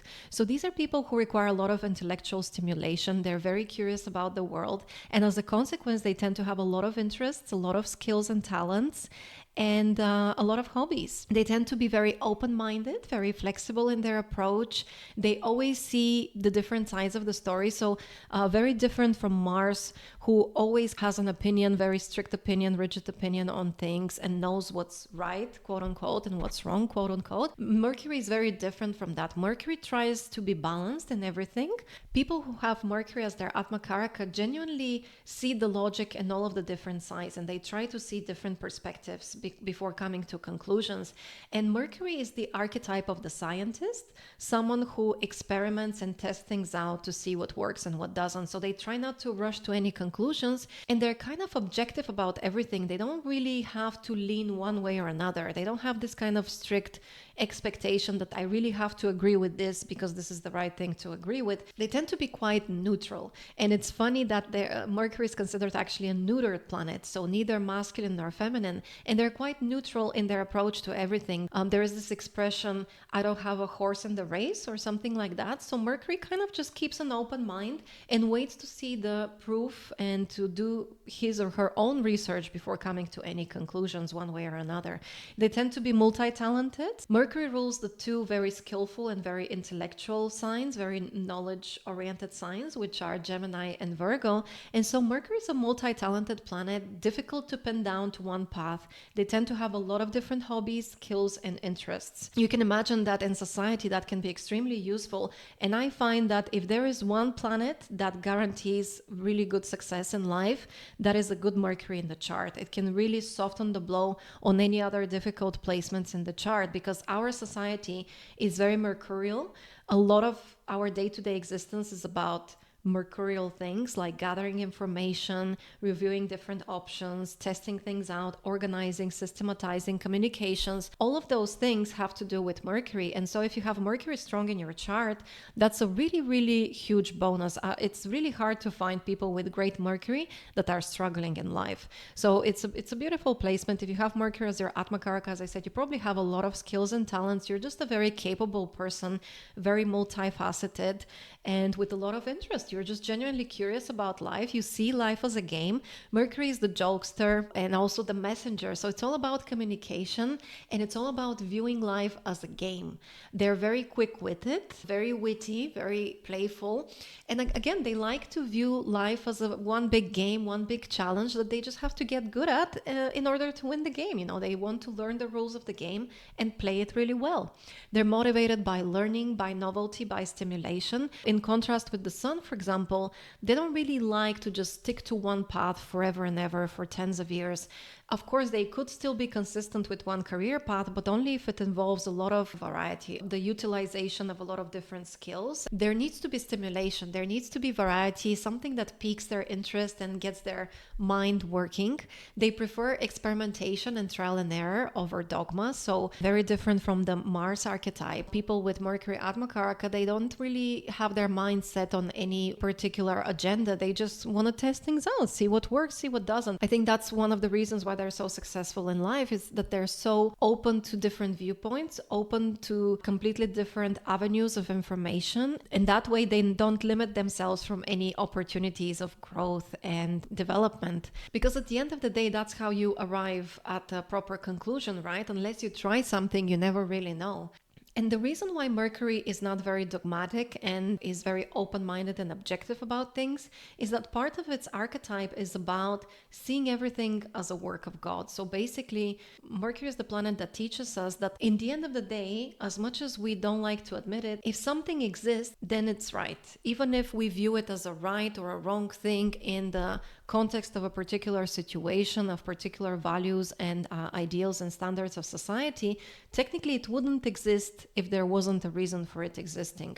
So Mercury is the planet that allows us this kind of equanimity, I believe is the word. We view things from a more philosophical perspective where everything is part of the whole, and we need all the different colors in order to make the world the way it is, the colorful, beautiful, creative place that it is. This is why people who have Mercury strong in their charts tend to be very friendly, very open-minded, and very successful in life, because they're not too dogmatic and they allow the experience and the simultaneous existence of different realities, different viewpoints, and different standards and ideals. They may become overwhelmed by details or get kind of information overload again because they're so focused on improving skills, on testing things out, experimenting, new avenues of information. When you're constantly processing information, when you constantly want to do research on everything and really get to the bottom of things, you get to a point where maybe the information is too much and then you get a little bit overwhelmed. You don't know which option to choose out of the hundreds available options. So that can be a bit of a struggle for the Mercury AtmaKaraka person. They tend to be really skilled multitaskers and fast learners. My partner is a Venus AtmaKaraka, but in both the Navamsha, the 9th divisional chart, and the standard natal chart, which we in Vedic astrology we call the Rashi chart, in both of those charts, his AtmaKaraka Venus is conjunct Mercury. So he's strongly mercurial. He has 3 planets in a Mercury sign in very good dignity. And he's extremely good at managing multiple tasks at once. My partner can really be interrupted at any point and can just continue where he left off in a millisecond. And he's extremely capable at learning new things. He catches whatever you're throwing, like any kind of sport, any kind of skill. He can learn very, very easily. Like, he's a really good driver, and you can put him in any kind of vehicle. He straight away figures out how to use it. For me, that's almost like magic. So Mercury strong people tend to be agile, quick moving, both mentally and physically. So it's a very quick planet, quick thinking, quick talking, quick acting, switching from one thing to another very fast. It's like, again, it's like a magician. It's like the Joker card. They tend to be excellent communicators and excellent project managers. Extremely important skill for life is this kind of project management ability. responsibility. If you have a business and you want to hire someone to manage your business for you and to kind of run the day-to-day operations, get yourself a Mercury AtmaKaraka person or someone with a really strong Mercury in the chart. They are aware of all the different details, all the different lines of the business, and know how everything is running and working together, and they don't get overwhelmed. They don't feel chaotic. They're able to kind of create these systems to manage everything simultaneously and keep everything in mind simultaneously. Again, they're very good communicators because they're witty, because they're playful, they have a good sense of humor, and again, because they're very objective and very neutral about things. They're not very prejudiced, they don't have very strong viewpoints typically, and so it's hard to get them into any kind of conflict, so people tend to like them. And also they tend to like people because what's more amusing and interesting to learn about than other people, right? They tend to detect issues and improve systems with precision. That's the Virgo quality there, the attention to detail and the ways to improve systems. In general, dual signs are all about improvement, and both Jupiter and Mercury rule two dual signs. So it's all about learning and improvement here. Manifesting ideas through practical action and organization. Mercury is associated with the earth element. So it's basically about manifesting ideas into practical realization. And that's why, again, they make such good project managers and manifestors, because they are very good at putting ideas into action. They love trying new things. They're always experimenting and adapting. The only downside here is, of course, that they can easily get bored if things are not intellectually stimulating, if there isn't enough variety and playful aspect to whatever it is they're doing. They can get quite bored because their skills are not being put to good use. They may shift roles very easily, and they tend to make adaptable workers. You know how in corporate language they say wearing multiple hats? That's a Mercury thing. When it comes to communication and relationships, this is a really good placement. Typically, people who are Mercury AtmaKarakas, once again, have a lot of contacts, a lot of acquaintances and friends, because they're friendly, they're witty, they're chatty, they're approachable. You know, Mercury is a benefic planet, so it tends to be mild and well-mannered and soft in their approach to people, and quite neutral again, which means that they don't really have a lot of enemies.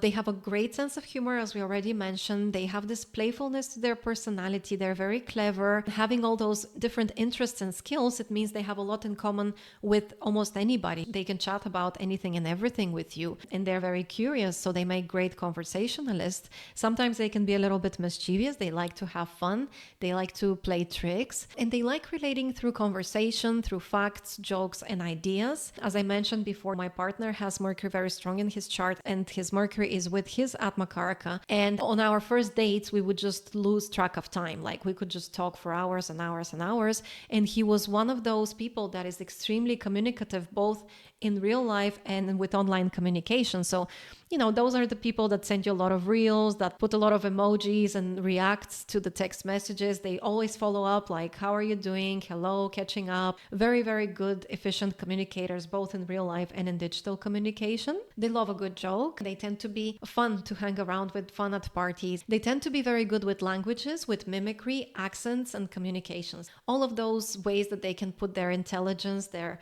rational mind to good use and utilize all of their different skills and talents. They can sometimes appear two-faced. That's not because they're trying to be dishonest or because they don't have any values. It's just that, again, they just have this innate ability to see things from multiple perspectives, and they can be very flexible in their approach because they just don't like to live life in a rigid way. They like to keep the options open, and they like to just be lighthearted about everything rather than super intense, like the Mars AtmaKaraka people, for example. They're not as passionate as Mars or Venus. Mercury is a neutral planet, so it's less passionate and more equanimous. How do you call that? Equanimous? I googled it. Equanimous is the word. So yes, they prefer lightness rather than intensity. They tend to be genuinely curious about a lot of different topics and about a lot of different people. So when they first meet you, they'll be very curious to hear what you have to say, to hear about your life, and everything will be fascinating to them. And of course, that makes them very good friends, very good acquaintances, and very nice conversationalists. They tend to be very likable. You will struggle to find people who blatantly dislike them or consider them as enemies. In terms of the temperament of the Mercury AtmaKaraka person, they tend to be very fair, moderate, and balanced.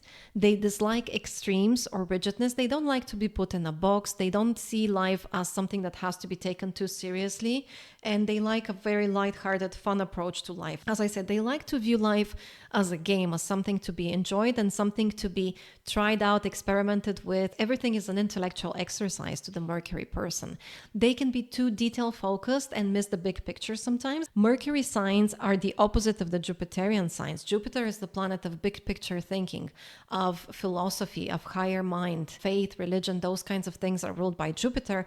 Mercury is the opposite. It gets down to the details, and that's why they make such good editors and project managers, for example. They can spot the mistakes in everything, and they really like to pay attention to things and improve them gradually. And when you're so focused on all the details, when you have so much informational input from many different places at the same time, considering everything, all the different options, it's very difficult to then raise yourself up and see everything from a bird's eye view because you're too busy focusing on the details. They might get lost in those details, the task at hand, the project that they're managing, and actually don't take the time to stop and ask themselves, is this project actually worth pursuing? So maybe they can benefit from having some Jupiterian friends who can give them that kind of big picture view once in a while and bring the big questions to their attention. They can get a little bit nitpicky, which is, the Virgo energy, and they can be scattered when under pressure. Anything can be a strength and a weakness depending on the context. This kind of attention to detail, this nitpickiness, can make them a little bit annoying sometimes because they're always like correcting when they see something wrong, and sometimes they're correcting some small minor detail and missing the bigger concept, and people can get a little bit annoyed. Like, I've presented you a novel. Instead of telling me that I made a spelling error on page 5, can you just let me know, is the novel nice? Is it a good message? Is the book gonna sell? So this is kind of big picture view versus detail oriented. And they can get a little bit stressed under pressure because, again, whenever you have a lot of information, a lot of intellectual activity, there's a lot of noise in the mind, and there can be some mental exhaustion there, some nervous tension there as well.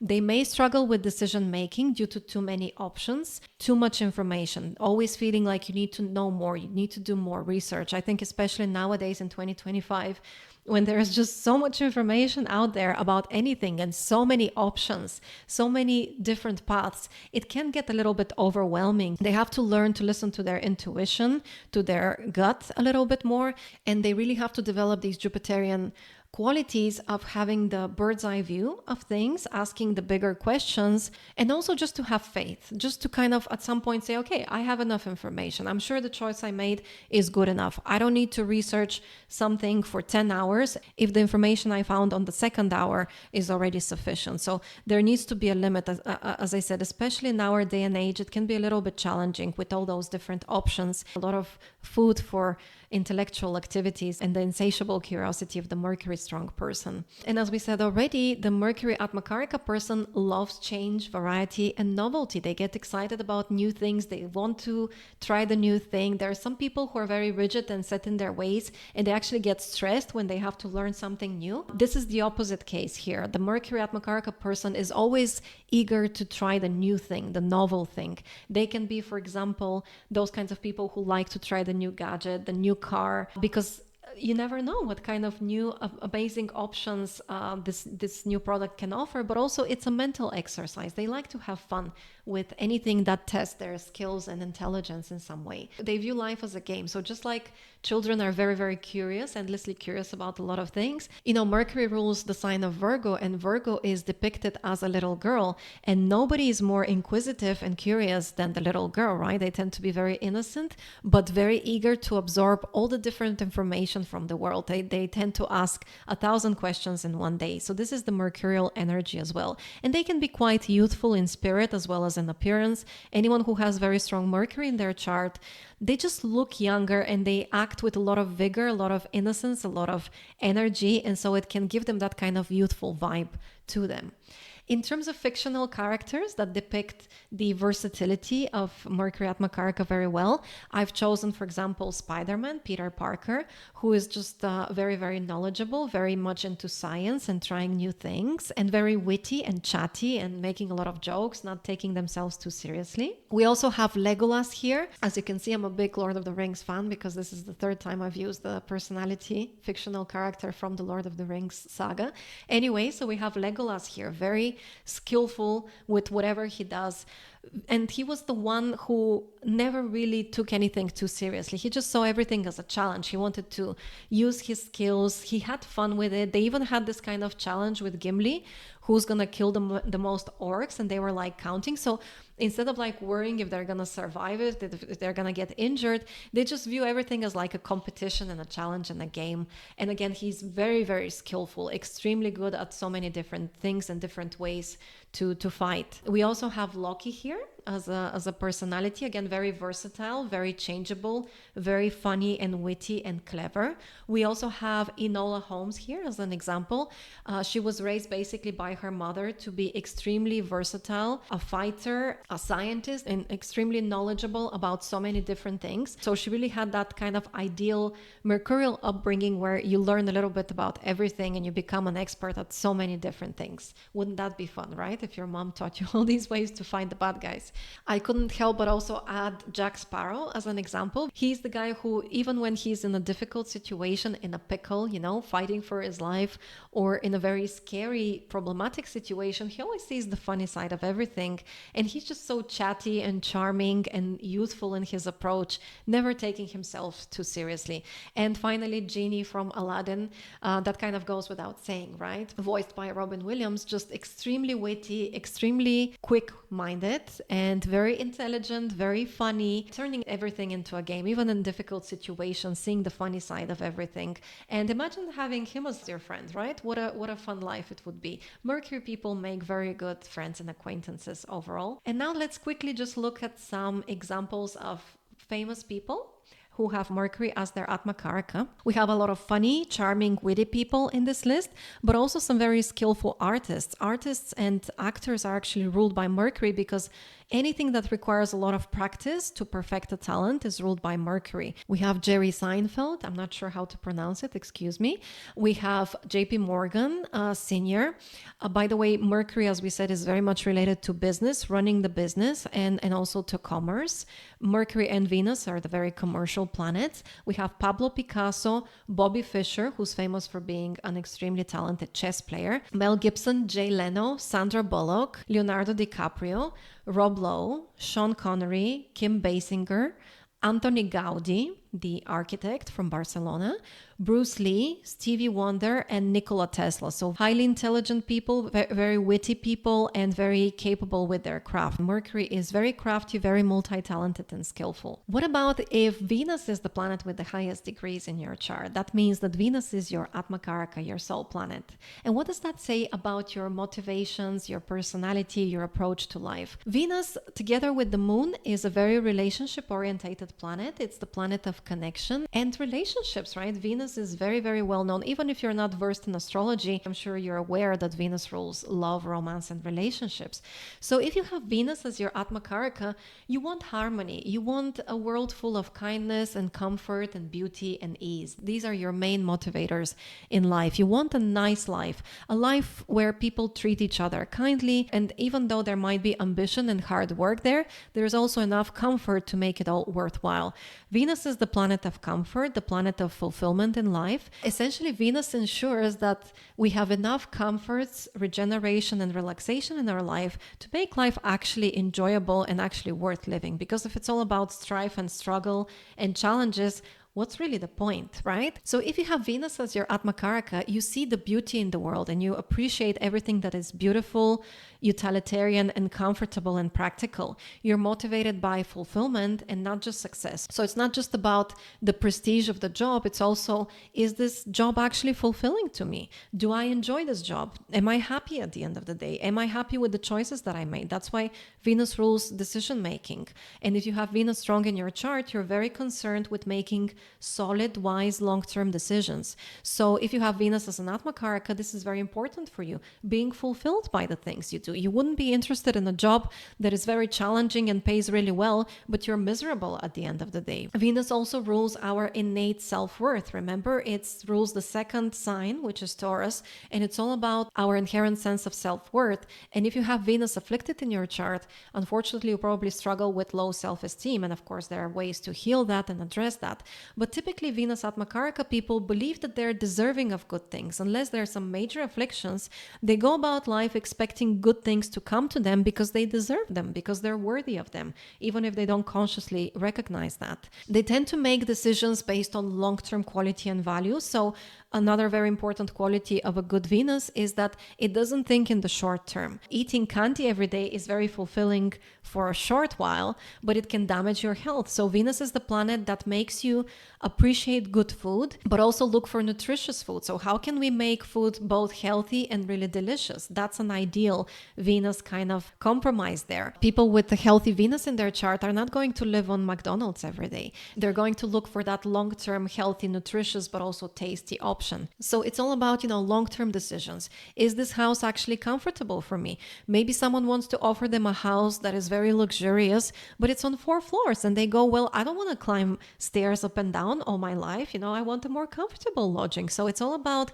weighing all the options and figuring out what would actually be a good choice for me long-term, something that I won't regret a couple of years down the line. That's why it rules marriage, right? Because when you're choosing a marriage partner, it affects everything else in your life. So you better make a good decision, and you better not regret it a couple of years down the line. Venus is the planet that rules poetry and symbolism. So if you have Venus strong in your chart, you understand symbolic meanings and emotional nuance. When someone tells you something, you're able to decipher what they're actually trying to tell you. Maybe just sensing their emotional undertones, maybe reading between the lines, understanding context. And that's why a lot of astrologers need good Venuses, right? Because it's all about understanding archetypes and symbology. Venus AtmaKaraka people tend to be naturally very wise. They're looking for that long-term fulfillment, long-term proper decision making. They value peace, pleasure, and perspective in life. They want to make life fulfilling. Venus is the guru planet. There are 2 guru planets. Guru, of course, means teacher, means someone who has a lot of wisdom. The 2 guru planets are Venus and Jupiter.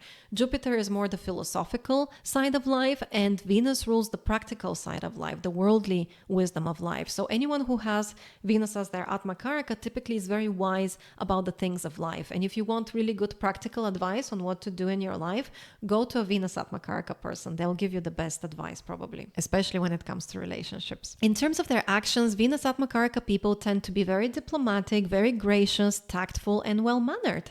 Venus actually rules diplomats and kind of foreign relations and advisors and counselors because of that kind of diplomacy, because they're always looking for harmony and balance with other people, and they're very good at emotionally connecting with others. They offer comfort, support, and gentle healing to others.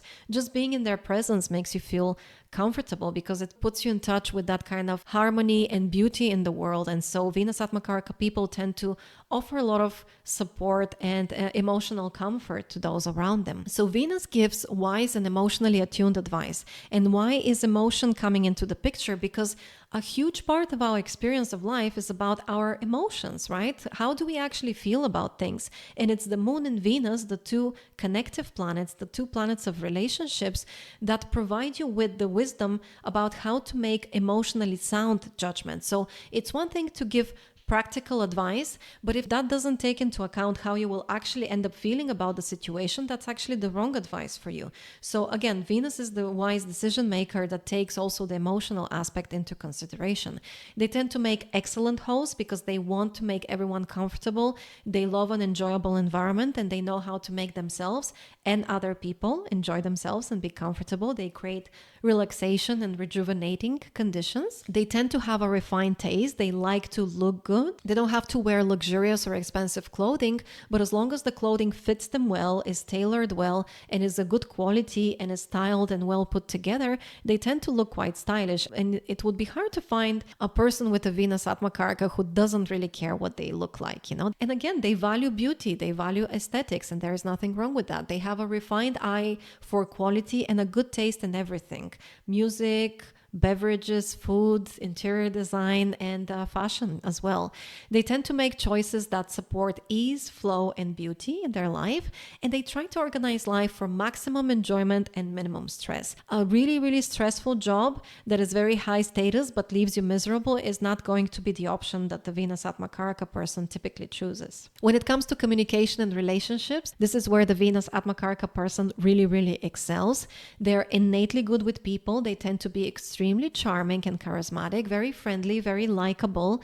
They love meaningful connection. There's just something about the way they speak, the way they use their body language that just makes them very charming and very attractive to other people. Even if they're not really handsome or really gorgeous in the traditional sense of the word, just spending a little bit of time with them, everything that they do has a Venusian, charming, beautiful quality to them, something very aesthetic. And you'll find a lot of Venus AtmaKaraka people actually work in professions related to beauty and taste and quality in some way or another. They tend to connect through touch, presence, eye contact, and warmth. Just like with the Moon AtmaKaraka person, you will feel seen, you will feel appreciated and treated nicely. And so again, they tend to have a lot of friends and a lot of loved ones in their lives because they know how to treat others with respect, with diplomacy, with kindness, and they are also very good at forming these kinds of emotional bonds. They can emotionally relate with people. Due to their charm and the way that they communicate with emotional undertones and with a lot of smiling and pleasantries, they can seem a little bit flirtatious if you don't know them very well,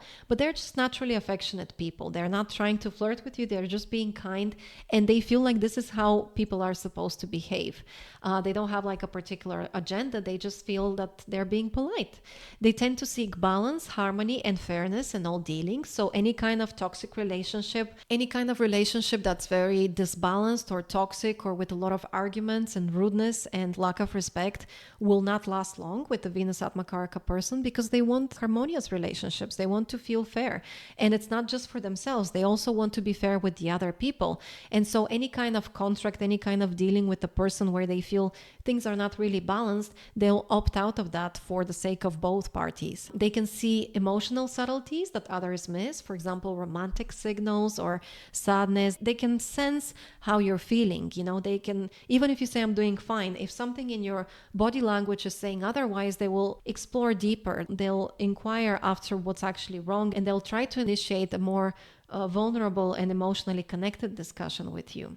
And so in general, they tend to make people feel relaxed, seen, and valued around them. Very good diplomats, very good counselors, very good therapists, and very good friends, very good relationship partners as well overall. In terms of their temperament, they can recover very quickly from pain and injury. Venus rules relaxing and regeneration, so they have that kind of innate quality about them that is able to derive pleasure and nourishment and sustenance from different things, objects, and experiences that allows them to really relax and rejuvenate in any kind of physical or mental or emotional issue that they've been having through relaxation, through enjoyment in the different senses that we humans have. It can really rejuvenate them, allow them to heal faster than usual. Venus AtmaKaraka people tend to be romantics at heart, and so when they've had a really meaningful, beautiful, loving relationship and for some reason that ends, they tend to mourn the loss of that relationship for a very long time. And whenever they've had dreams about something, aspirations, and they could imagine that kind of beautiful and harmonious life ahead of them, if things don't go as planned, it can take a while for them to really reconcile with the idea that that dream is not going to become a reality. They may avoid conflict and be overly accommodating. So if you have this placement, please be careful not to be taken advantage of by other people, not to allow people to take advantage of your good nature and push you around and be bossy or a bully to you. Stand your ground, be rooted in your self-confidence and your self-esteem and self-worth, and only surround yourself with people who respect you and treat you nicely just as you treat other people nicely. And don't be afraid of conflict. Once in a while, unfortunately in life, we have to deal with some more unpleasant situations. And when you're a Venus AtmaKaraka person, you really hate conflict so much that you prefer to be unfair to yourself and allow people to get away with things rather than have difficult conversations. So one thing you need to learn to do is to really stand up for yourself, especially against bullies and people who try to trick you and take advantage of you. One downside to displacement is that they can focus a bit too much on pleasure, good food, spending spending, shopping, beautiful things, nice surroundings, nice textures, everything good in life. And when you focus too much on the pleasurable side of things, and God knows nowadays there is a lot of options to have a pleasurable experience, it can lead to procrastination or overindulgence, especially when they're having to do something that is quite unpleasant. They would prefer to get lost in the more sensual, more fun side of life. They can appear light, but can carry very deep emotional insight and grief. A lot of people mistake their diplomacy and the fact that they're very charming and polite with everyone for lack of depth, but that's not the case. Again, it's one of the emotionally connective planets together with the moon, and so they're capable of very profound emotional connections with others and very profound emotional experiences, and they can be a bit too fixated on external harmony, ignoring the inner truth. Nowadays, especially when we live in a very materialistic world, and it's very easy to get caught up in the idea that as long as I have this and that, as long as I spend the right kind of money, I can be happy. But that's not really enough, is it? There is an inner world, spiritual world that has to be fulfilled, and that's actually much more connected to our genuine satisfaction in life than the external material belongings and experiences. Of course, the fictional characters that I've chosen are very, very fun here. So we have Charlotte from Sex and the City, super charming, super diplomatic. She was just always so polite to everyone. She just had class, she was a very, very classy lady. No matter how she was feeling on the inside, what kind of problems she was going through in her life, she always tried to be accommodating to others, very polite, and just never took out any of her frustrations on other people, never burdened others with her own pain. Then we have Maid Marian from Robin Hood, super charming lady, super cute, super nice to everyone, and very nurturing and very protective of those in her care. And then we have Elle Woods from Legally Blonde, again super charming, super well-mannered. People were underestimating her, disrespecting her, treating her not very nicely at all, but she always maintained that kind of poise and manners, because when you have high self-worth, you see that it's about you. How people act is up to them and is reflective of their character, but how you act is reflective of yours. And so she always maintained that kind of dignity and self-worth, and she never allowed criticisms or doubt from other people to affect her own self-esteem. Then we have Snow White. If you remember, she was providing a lot of comfort and a lot of kindness to the 7 dwarves. They were going out to work every day in the mines, and she was preparing delicious meals. She was giving them comfort. I think she was singing as well. And she was just so charming that everyone loved her. Everyone just fell in love with her, from the dwarves to the prince to the animals in the forest. Everyone just wanted to be in her presence because she had that kind of pleasant, beautiful, charming, and relaxing and calming effect on everybody. We also have here Morticia Addams, extremely Venusian in her expression, in her mannerisms, and her kind of strong self-worth. And what happens when you have a strong Venus? You attract a partner who adores you, who respects you, who treats you very nice. And everyone's ideal is pretty much the romance between Gomez and Morticia, right? So really, she chose well in relationship, which is a very Venusian skill.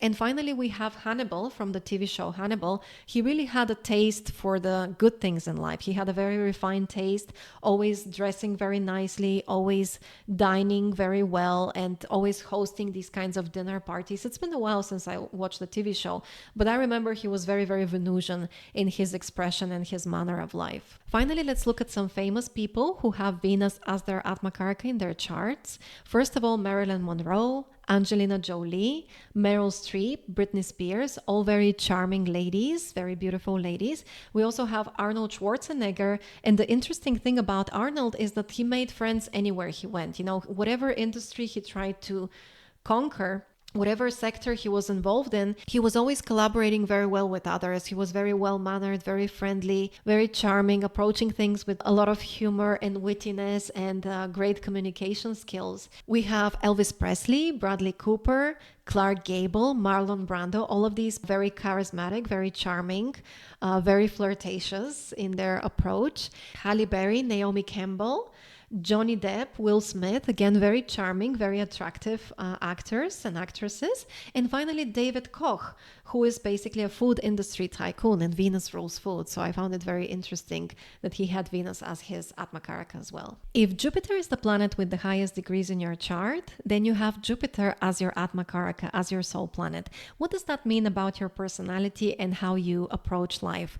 First of all, you tend to see the bigger picture. Jupiter is the big guru planet. It's the planet of wisdom, philosophy, faith, religion, right and wrong, big goals, big ideals, and ethical conduct. So if you have Jupiter as your AtmaKaraka, you tend to always see the big picture. You're typically broad-minded and a philosophical type of person. It doesn't matter what your occupation is. It doesn't matter what your academic background is. There are just some people who view life from a more detached, more philosophical point of view. And Jupiter people tend to be motivated by wisdom, knowledge, and growth. So they like to see the goodness in others. They like to see the goodness in life. They view things from a more bird's eye view. Whenever we're able to detach, to be less self-involved and less involved in the drama of life and the drama of the ego, then we can see the goodness in everything. We can see how everything fits together, how everything makes sense, and that gives us a lot of joy and peace. And if you have Jupiter as your AtmaKaraka, you just have this kind of innate sense of everything kind of makes sense. Everything is right where it's supposed to be. And that gives you a sense of peace and faith in life, which is a very beautiful quality. They're growth oriented. They seek purpose, meaning, and happiness for no reason. Jupiter is the planet of joy for no reason. When you're very spiritually advanced, when you're a very philosophical person and very big picture person, you understand that you're just lucky to be alive, that there are so many things to be explored in life. Whatever's happened to you, there are always good things to keep in mind. And so when you focus on the positives rather than the negatives, that gives you happiness for no reason. Right? So people with Jupiter as their AtmaKaraka tend to be with a very happy, very peaceful disposition, unless of course there are afflictions to Jupiter in the chart.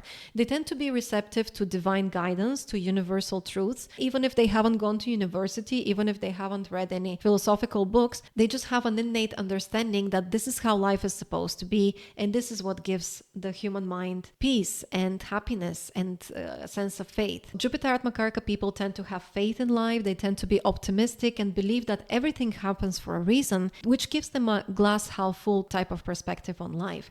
And of course, when you're generally an optimistic and positive person, you tend to be more at peace with yourself. When you are more at peace with yourself and happier and more optimistic, you tend to be kinder and more patient with people, which in turn tends to make people like you and want to be kind back to you. And it's kind of like a catch-22 where you see people kindly, you treat people kindly, and in return, life and other people tend to treat you kindly as well. That gives you even more reasons to be happy, joyful, and optimistic. Jupiter AtmaKaraka people, similarly to Mercury, tend to have more of a detached perspective. Venus and Mars tend to be more passionate planets, whereas Jupiter and Mercury are more about learning and improvement. They rule the dual signs, which are all about intelligence and learning and different perspectives and seeing different points of view. And so they tend to value authentic points of view, authentic paths in life. They don't like too much dogma. They like to respect that everyone has their own philosophy and beliefs in life. Healthy Jupiter recognizes that every path leads to God in the end of the day, to divine consciousness, and they're not too judgmental of how other people may arrive to the same conclusions that they do. They are driven to alleviate suffering and to elevate humanity. It's a very humanitarian placement generally, very philosophical placement, and also they like to see people happy, just like they value happiness and peace within themselves and their own mind. The same way they like to see other people be happy and at peace. So they don't like suffering and they like to alleviate suffering whenever possible. What about their action and behavior? A Jupiter AtmaKaraka person tends to act with generosity, benevolence, and gentle strength. Again, the more we are at peace with the universe, with life, with ourselves, the kinder and gentler we are with other people. And this is what gives Jupiter this kind of reputation reputation for just being the gentle giant, because Jupiter is the biggest planet from the visible planets. If you know anything about astrology, you've probably heard that Jupiter is the great benefic. It's the largest celestial body out of the visible planets that we consider in Vedic astrology, and it's a benefic. So whatever it touches in the chart, it expands it. It brings good karma to it. Wherever we have Jupiter in our chart, that's our source of happiness. This is our source of joy in the world. And if we have any planets conjunct Jupiter, Jupiter magnifies them and gives us a lot of good karma accumulated from previous lifetimes associated with the qualities of that planet. They tend to be patient and calm, a gentle giant with a broad presence. They tend to bring peace to any situation, and they tend to be just so calm and patient because, again, they have this inner sense of faith that everything is as it should be, everything has a sense of meaning, and everything's all right with the universe. So they're not likely to be neurotic or impatient in general. They listen more than they talk, which is funny because, Jupiter is considered one of the Brahmin planets, as we already discussed. Jupiter and Venus are the two Brahmin planets, which means gurus, advisors, counselors. We expect gurus to talk a lot, but at the same time, they say that wise people don't speak in vain, right? Jupiter rules sounds, so Jupiter AtmaKaraka people tend to be very good listeners, very patient listeners and great counselors, so they don't talk too much, and whenever they say something, it tends to be meaningful, wise, and well thought out. So that's why people value their advice, because whenever they say something, it tends to carry a lot of weight and has a lot of wisdom attached to it. They pursue knowledge through contemplation, not just books. So it's not just about reading things. It's also about going within and really trying to understand the wisdom and the logic in everything. So contemplation is about kind of sitting with yourself and looking for the answers within. And that's actually where all the wisdom is. Spirituality is all about going within and recognizing that love, beauty, and wisdom have always been within us. The truth is always within us. The deeper we can go, the deeper our sense of faith and our belief and our happiness. So if you have Jupiter as your AtmaKaraka, you can arrive at wisdom without having to really study about things. You just have this innate sense of knowing. Jupiter AtmaKaraka people tend to inspire others through example and uplifting influence. The kinder you are, the calmer you are, the more you spread those kinds of positive vibes to other people, and they get inspired by you to also be kinder and gentler to other people in turn. People with this placement tend to attract luck, abundance, and opportunities through openness and faith. The less judgmental you are, the more open you are to seeing different perspectives, different avenues, seeing the wisdom in everything, the more open and receptive you are to everything around you. So when you detect like a great opportunity, you're able to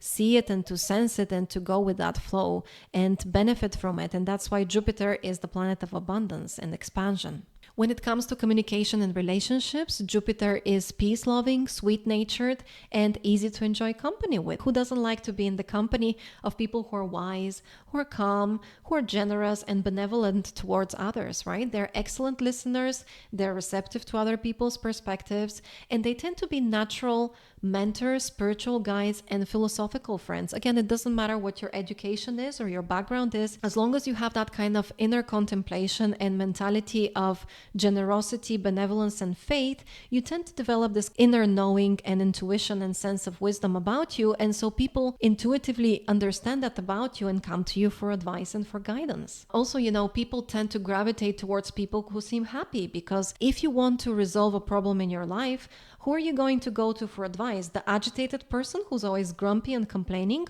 or to the person who looks very calm and happy about everything? They seem to know what they're doing, right? If you have that kind of calming, generous, and happy presence, of course, people want to learn how you arrived at that joy and happiness and peace, and they want to come to you for advice on different topics of life. So just by being present, they tend to bring happiness and harmony everywhere they go. They value fairness. They respect other people's temperaments as well. So they're very benevolent, very generous with other people, very understanding of different viewpoints. They don't really judge people too harshly. Through that innate wisdom, they understand that everyone is in a different place in life. Anyone has their different problems that they're struggling with, trauma from the past that they've had to overcome. And that can make for different personalities with different challenges and complexes.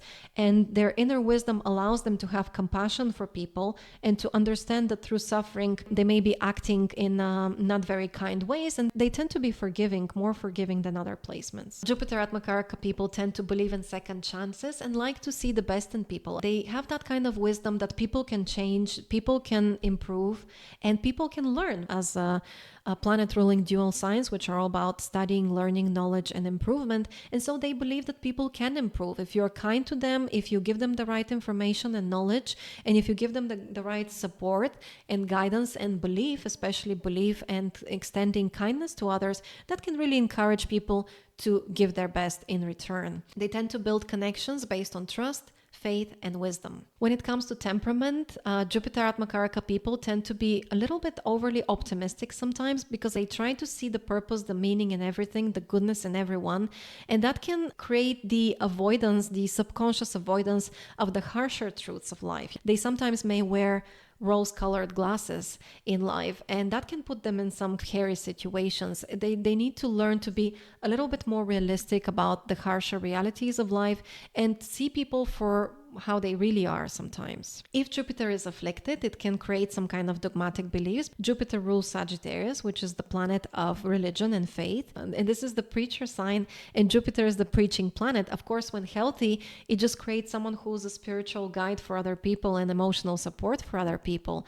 But when Jupiter is afflicted, it can create, very dogmatic belief systems, very radical religious outbursts. If you know people with afflicted Sagittarius in their chart, you'll know exactly what I mean. I have someone in my life who's a Sagittarius person. I'm not sure what their AtmaKaraka is, but I know Sagittarius is very strong in their chart, but clearly with some afflictions there. They tend to be very, very preachy, and they really can't be friends and can't even have small talk with people who have different political views than themselves. So this is the afflicted side of Jupiter.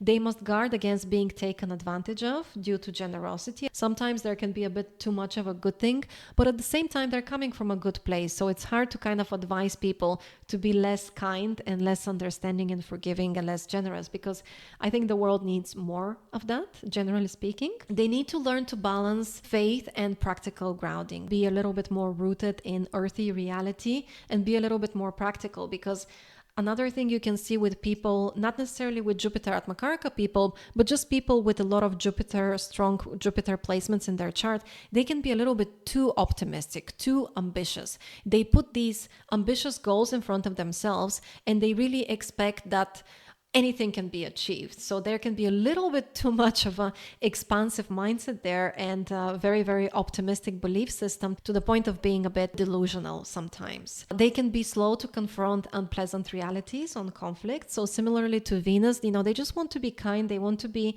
generous and benevolent and diplomatic with people. And it's hard for them to put themselves in that position of being the bad guy. They like to see the glass as half full. So it's difficult for them to confront difficult situations and address difficult people in their life and have these kinds of hard talks with them. And having Jupiter as an AtmaKaraka, it's very, very important to cultivate a working, functional belief system, a belief system that really makes you feel optimistic, empowered, full of purpose and faith, but also something that is grounded in reality. So let's look at some fictional characters that really embody the traits of the Jupiter AtmaKaraka person. First, we have Atticus Finch from To Kill a Mockingbird.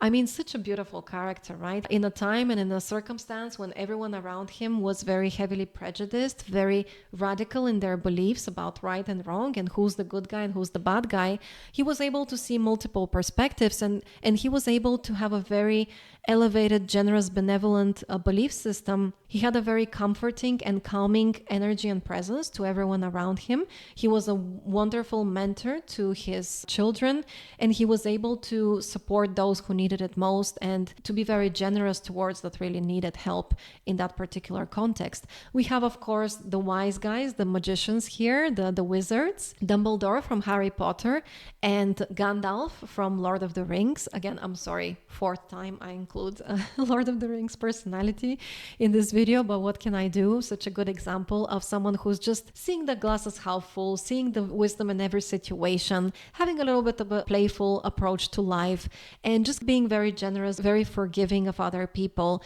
able to be okay with different perspectives, to collaborate with everyone for the highest good.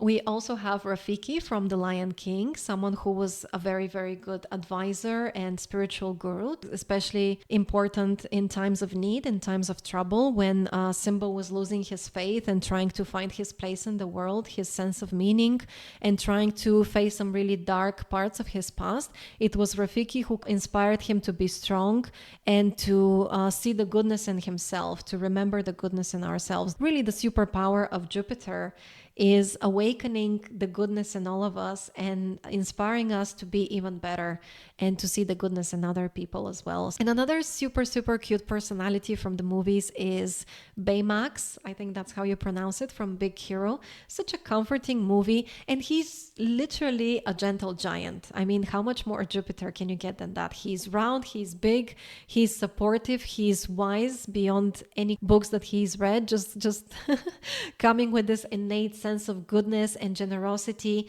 wanting to alleviate suffering, wanting to make others feel good and feel understood, bringing faith and optimism to every situation. Let's look at some examples of famous people who have Jupiter as their AtmaKaraka.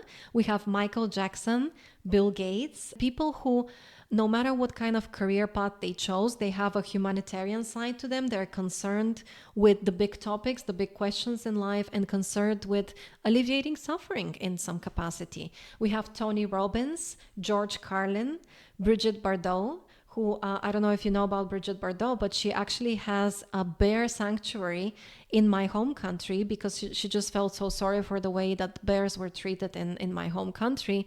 And so she's really, really compassionate towards animals. I'm not saying that everything that she does or says is right. I know she has some controversial views, but in general, she is that kind of person who embodies the Jupiterian traits of wanting to alleviate suffering and do good in the world. We have Linda Goodman, one of the most, if not the most famous astrologers.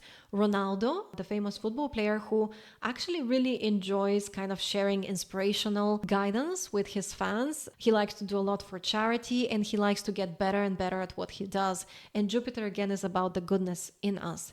We have Fitzgerald here, J.K. Rowling, Elon Musk, Erin Brockovich, Martin Scorsese, Bill Maher, Madonna. Spirituality is very important to Madonna.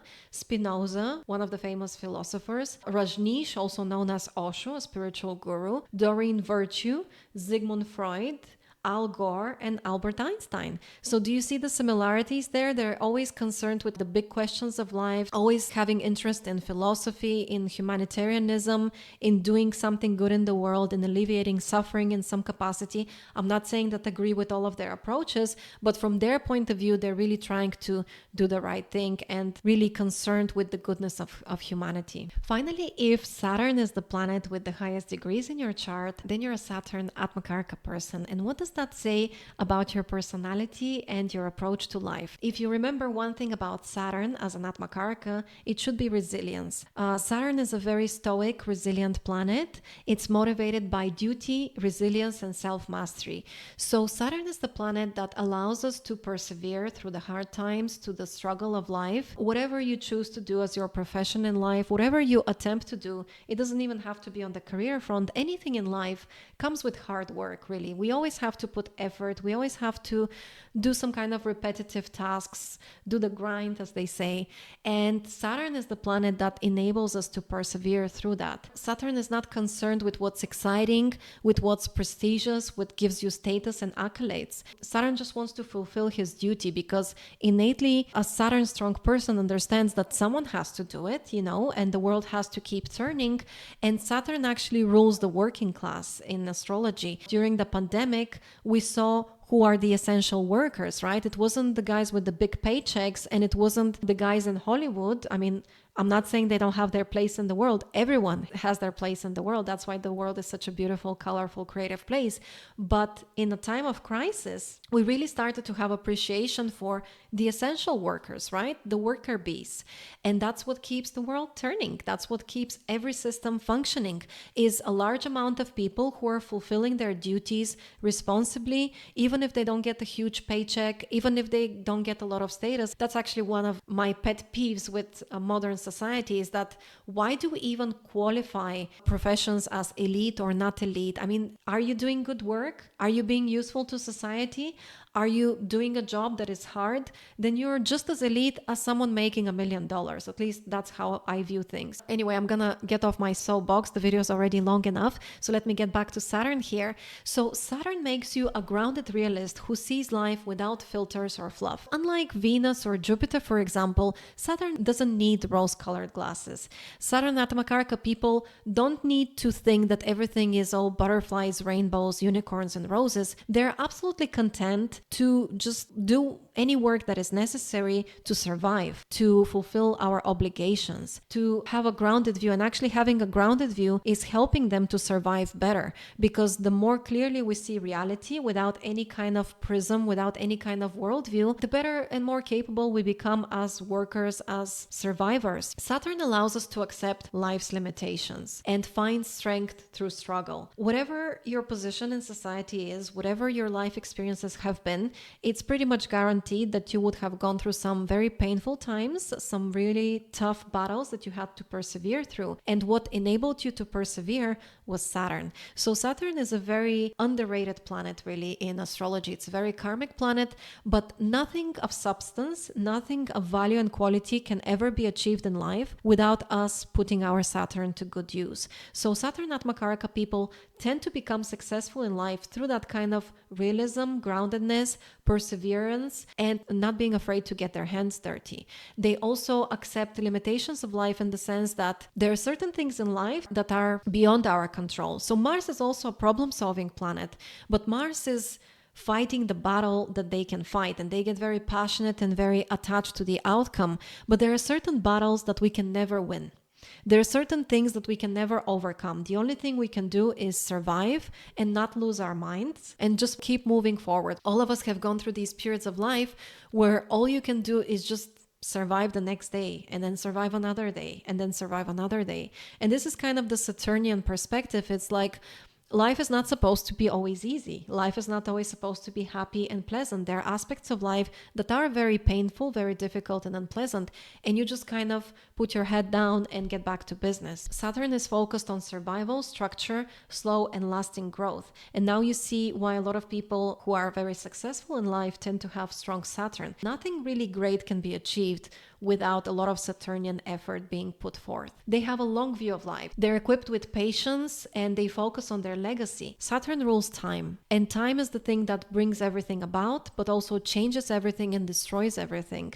And having that kind of wisdom of Saturn AtmaKaraka people have a very strategic view of life. They understand that our time on Earth is limited and we should just do whatever we can while we're alive without wasting our time too much with pleasurable or nonsensical activities, because Saturn is focused on the legacy it leaves behind. Stoicism is a very Saturnian movement, so having that kind of stoic mindset that you can be okay with structure, with discipline, with restrictions, simplicity and moderation and everything, and again, just persevering through anything that's tough, not allowing life to be very much up and down, not allowing your emotions to be very up and down, but having that kind of detachment of, I'm just here to do what I have to do, and I'm just going to focus on whatever is within my control and do a good job. I just try to survive. So Saturn equips us with humility, and we typically gain humility through hardship, through falling off from our pedestal and trying not to take ourselves too seriously in life, and understanding that time comes for all of us, really. Time really shows what people are made of and who survives at the end of the day. So everything that is about survival, perseverance is strongly associated with Saturn. And humility is a very important quality in leadership and in any kind of success career-wise as well. Because if you get too big for your boots, is that the expression? If you start taking yourself too seriously, if you think of yourself as too much of a big deal, then you start to think that certain tasks, certain hard work is below you, which lowers your performance, your grit, your ability to adapt to certain situations, your skillfulness. So actually having that sense of humility and just being dedicated to hard work and getting your hands dirty is a really, really important skill for anyone who wants to be successful at anything in life. In terms of action and behavior, Saturn people work very hard. They sacrifice comfort for mastery. Saturn needs very little. Very differently, in stark contrast to the Venusian energy, Saturn AtmaKaraka people can be okay with bland food, boring food, restrictive diets, restrictive regimes. And that's why, again, it's very strongly associated with survival, because when it comes to survival, you have to make do with whatever you have available. You don't have time for fancy meals and fancy clothes. You just care about survival in that moment. Saturn AtmaKaraka people can be quietly enduring. They can be the last one standing after the storm, and they persevere where others give up. If you expect life to be easy and nice and comfortable, it's very easy to give up when the going gets rough. But if you find that kind of humility and stoic mindset, you can get through anything and arrive victorious at the end of the day. I remember when I was working in recruitment, and there were a lot of aspects of the job that were very challenging. And I think that goes with pretty much any kind of jobs. There's challenging aspects to everything. But there were a lot of ups and downs, a lot of emotional roller coasters there, a lot of demands from my previous job. I remember going to kind of webinars of these gurus that were teaching us how to be better recruiters. And they were like, don't complain that recruitment is hard. If it wasn't hard, they wouldn't be paying us to do it. So Saturn has this kind of mentality of, it's hard. And that's what's going to make you successful. You should be thankful that it's hard, because the difficulty of the task allows you to shine as the one person who doesn't give up. And because the task is difficult, most people will give up, and then you can persevere and succeed at the end. Saturn, very, very important planet. A lot of successful people with Saturn as their AtmaKaraka or Saturn strong in their chart. Most of the millionaires that I know in my life personally have Saturn very strong, like exalted in Libra and together with Jupiter, which unfortunately stars Jupiter, but Jupiter brings a lot of strength and boosts their Saturn. And so through their hard work, through their ability to persevere and their humility and their interest in just getting their hands dirty and working really hard, they were able to build a lot of success in their life. So Saturn should never be underestimated. Saturn AtmaKaraka people tend to be reliable, consistent. They don't seek recognition. Respect, admiration, accolades, these are not very important to them. They tend to be cautious and calculated, always preparing for setbacks. Saturn gives you that kind of survival mindset that allows you to predict when things can go south and kind of avoid problem before it arrives at your doorstep. Saturn AtmaKaraka people don't tend to chase greatness, but they often achieve it through consistency and endurance. And they are unafraid of discomfort. They can be okay with minimalist circumstances, and they can be super frugal and resourceful. They can achieve a lot even with humble beginnings and humble resources. When it comes to communication and relationships, that can be a bit of a lonely placement sometimes. Saturn strong people tend to not be social butterflies. Similarly to the Sun AtmaKaraka people, they tend to be very focused on their duties, responsibilities. They have a lot of hard work that they need to put into their projects and tasks. They prefer to either collaborate with other people on their tasks or to just be on their own. And there is this guru that says that there is no greatness without loneliness. You have to be okay with spending long periods of time alone to perfect anything, to become good at anything. So Saturn allows us to be alone. Saturn has its strongest Digbala, which is directional strength, in the 7th house. The 7th house is the house of relationships and other people. So if we have Saturn close to the 7th house, we're able to go without the comfort of relationships. We can be on our own for extended periods of time. That allows us to become good at our craft, at our profession, to work really hard at whatever we're trying to achieve. They tend to be honest, blunt, a little bit grim, in the sense that they don't like to sugarcoat things, and they can see the glass a little bit as half empty, in contrast with Jupiterian people. They can be protective, cautious, sometimes controlling. So for example, with their family members, because they're able to see and predict all these negative scenarios in the future, they want to protect their loved ones from the harsh realities and possibilities of life, because really things can go wrong at any moment. So having that kind of awareness of all the things in life that can cause pain, all the things that can go wrong, they tend to be very protective, very cautious with life.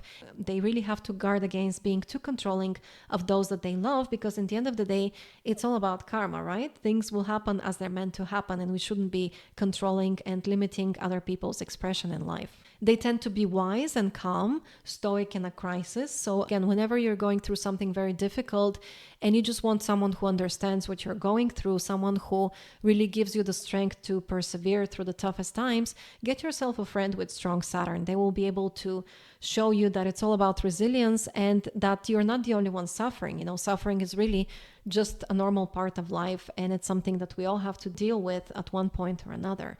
They can be perceived as cold or distant sometimes, but they can be very, very loyal. Coldness is not because of any malice or any rudeness.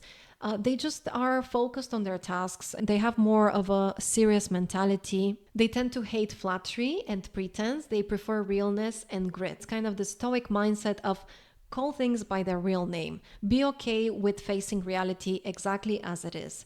And I think that's a really, really healthy point of view. But we live in a slightly different culture. Of course, depends where you're coming from. But for example, in the US, people tend to be very, very optimistic, and they like to be very upbeat and full of energy and drive. And if you come from that kind of culture, or like a super polite culture, like British culture, someone who's very direct, who's quite stern and with very little emotiveness in their voice can seem a little bit rude and gloomy. It's just a different way to express ourselves. We really would do better to allow people to express themselves authentically without judging them and without expecting and wanting everyone to be the same as everybody else, right? Where would be the fun in that? They tend to value experience and depth in connections, relating to others through shared struggles. Aquarius is a very social sign, and it's ruled by Saturn.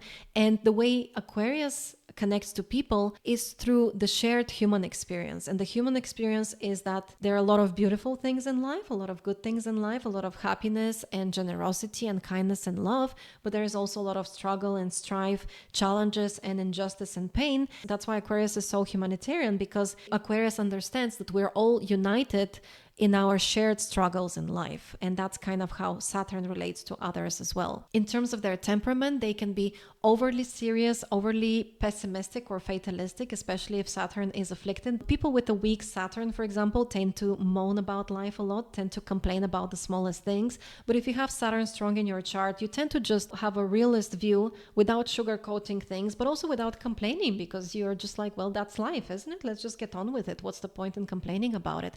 So they can tend to have this kind of serious point of view, serious view of the world. They can be a little bit cautious, and because they have the survival instinct very strong in their personality, that's why they can be a little bit fatalistic, because they're intimately aware of all the things that can go wrong in life.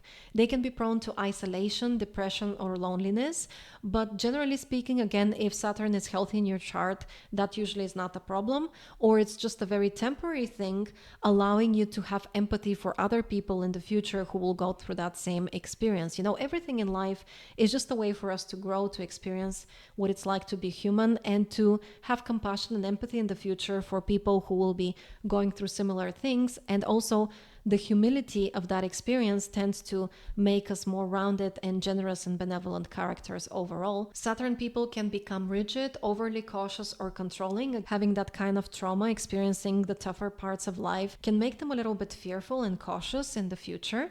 They can fear loss, failure, and time slipping away. So being intimately aware of the more dark side of life can be a double-edged sword. And those are kind of the negative qualities associated with Saturn as an AtmaKaraka. They need time alone to rest, reset, and cope with pressure. Especially if you have your AtmaKaraka conjunct Saturn or Saturn afflicted in your chart, it's really important to take a break once in a while, because Saturn can be a workaholic aspect. It can be too over-identified with their obligations, with their tasks, too focused on how much time is slipping away, too much focused on the negative. So it's very important for them to rest and regenerate. Saturn and Venus are friendly to each other, and Venus is the planet of relaxation, enjoyment, sensuality, and holidays. Really taking that time off, vacationing once in a while, rejuvenating yourself through the pleasure of the senses, through relationships, through the comfort of other people's company, and emotional connections that can really help you recover and regenerate for the next task at hand. They tend to have an innate understanding of the human condition, the struggles of life. For Saturn AtmaKaraka people, life can sometimes improve with age. So maybe when they're younger, they can seem wise beyond their years. They can seem a little bit older in their kind of vibe.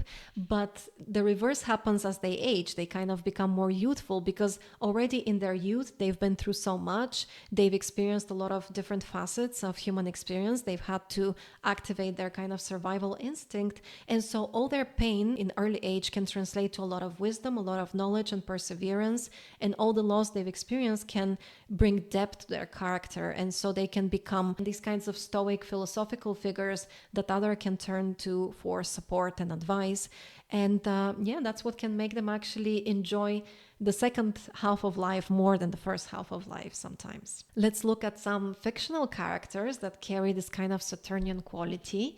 And first of all, we have here Andy Dufresne. I'm not sure how to pronounce that. The main character in the Shawshank Redemption. I'm sorry if I'm butchering the name here, but he was such a Saturnian character, right? He never complained. He just got down to business. He seemed very accepting of his condition, of his circumstance. But behind the scenes, he had a plan, he had a goal in mind. And little by little, with a lot of patience, with a lot of perspective and faith in himself, he devised this kind of plan and put it into action. It required a lot of effort, a lot of psychological strength and resilience not to give up, not to think that you're never going to succeed. So it's a very beautiful lesson in how much you can achieve with acceptance, with patience, and with perseverance. We also have Jon Snow, I think a very Saturnian character. He was never really accustomed to being glorified, to being put on a pedestal. If anything, people were bullying him throughout most of his life, and he was a bit of a victim of a lot of people's arrogance and egoic nature. And he still persevered. He always maintained his values, his code of ethics. And through patience, perseverance, and working hard, he proved himself as a quality figure, a leadership figure that people get inspired by his stoic nature and values and hard work.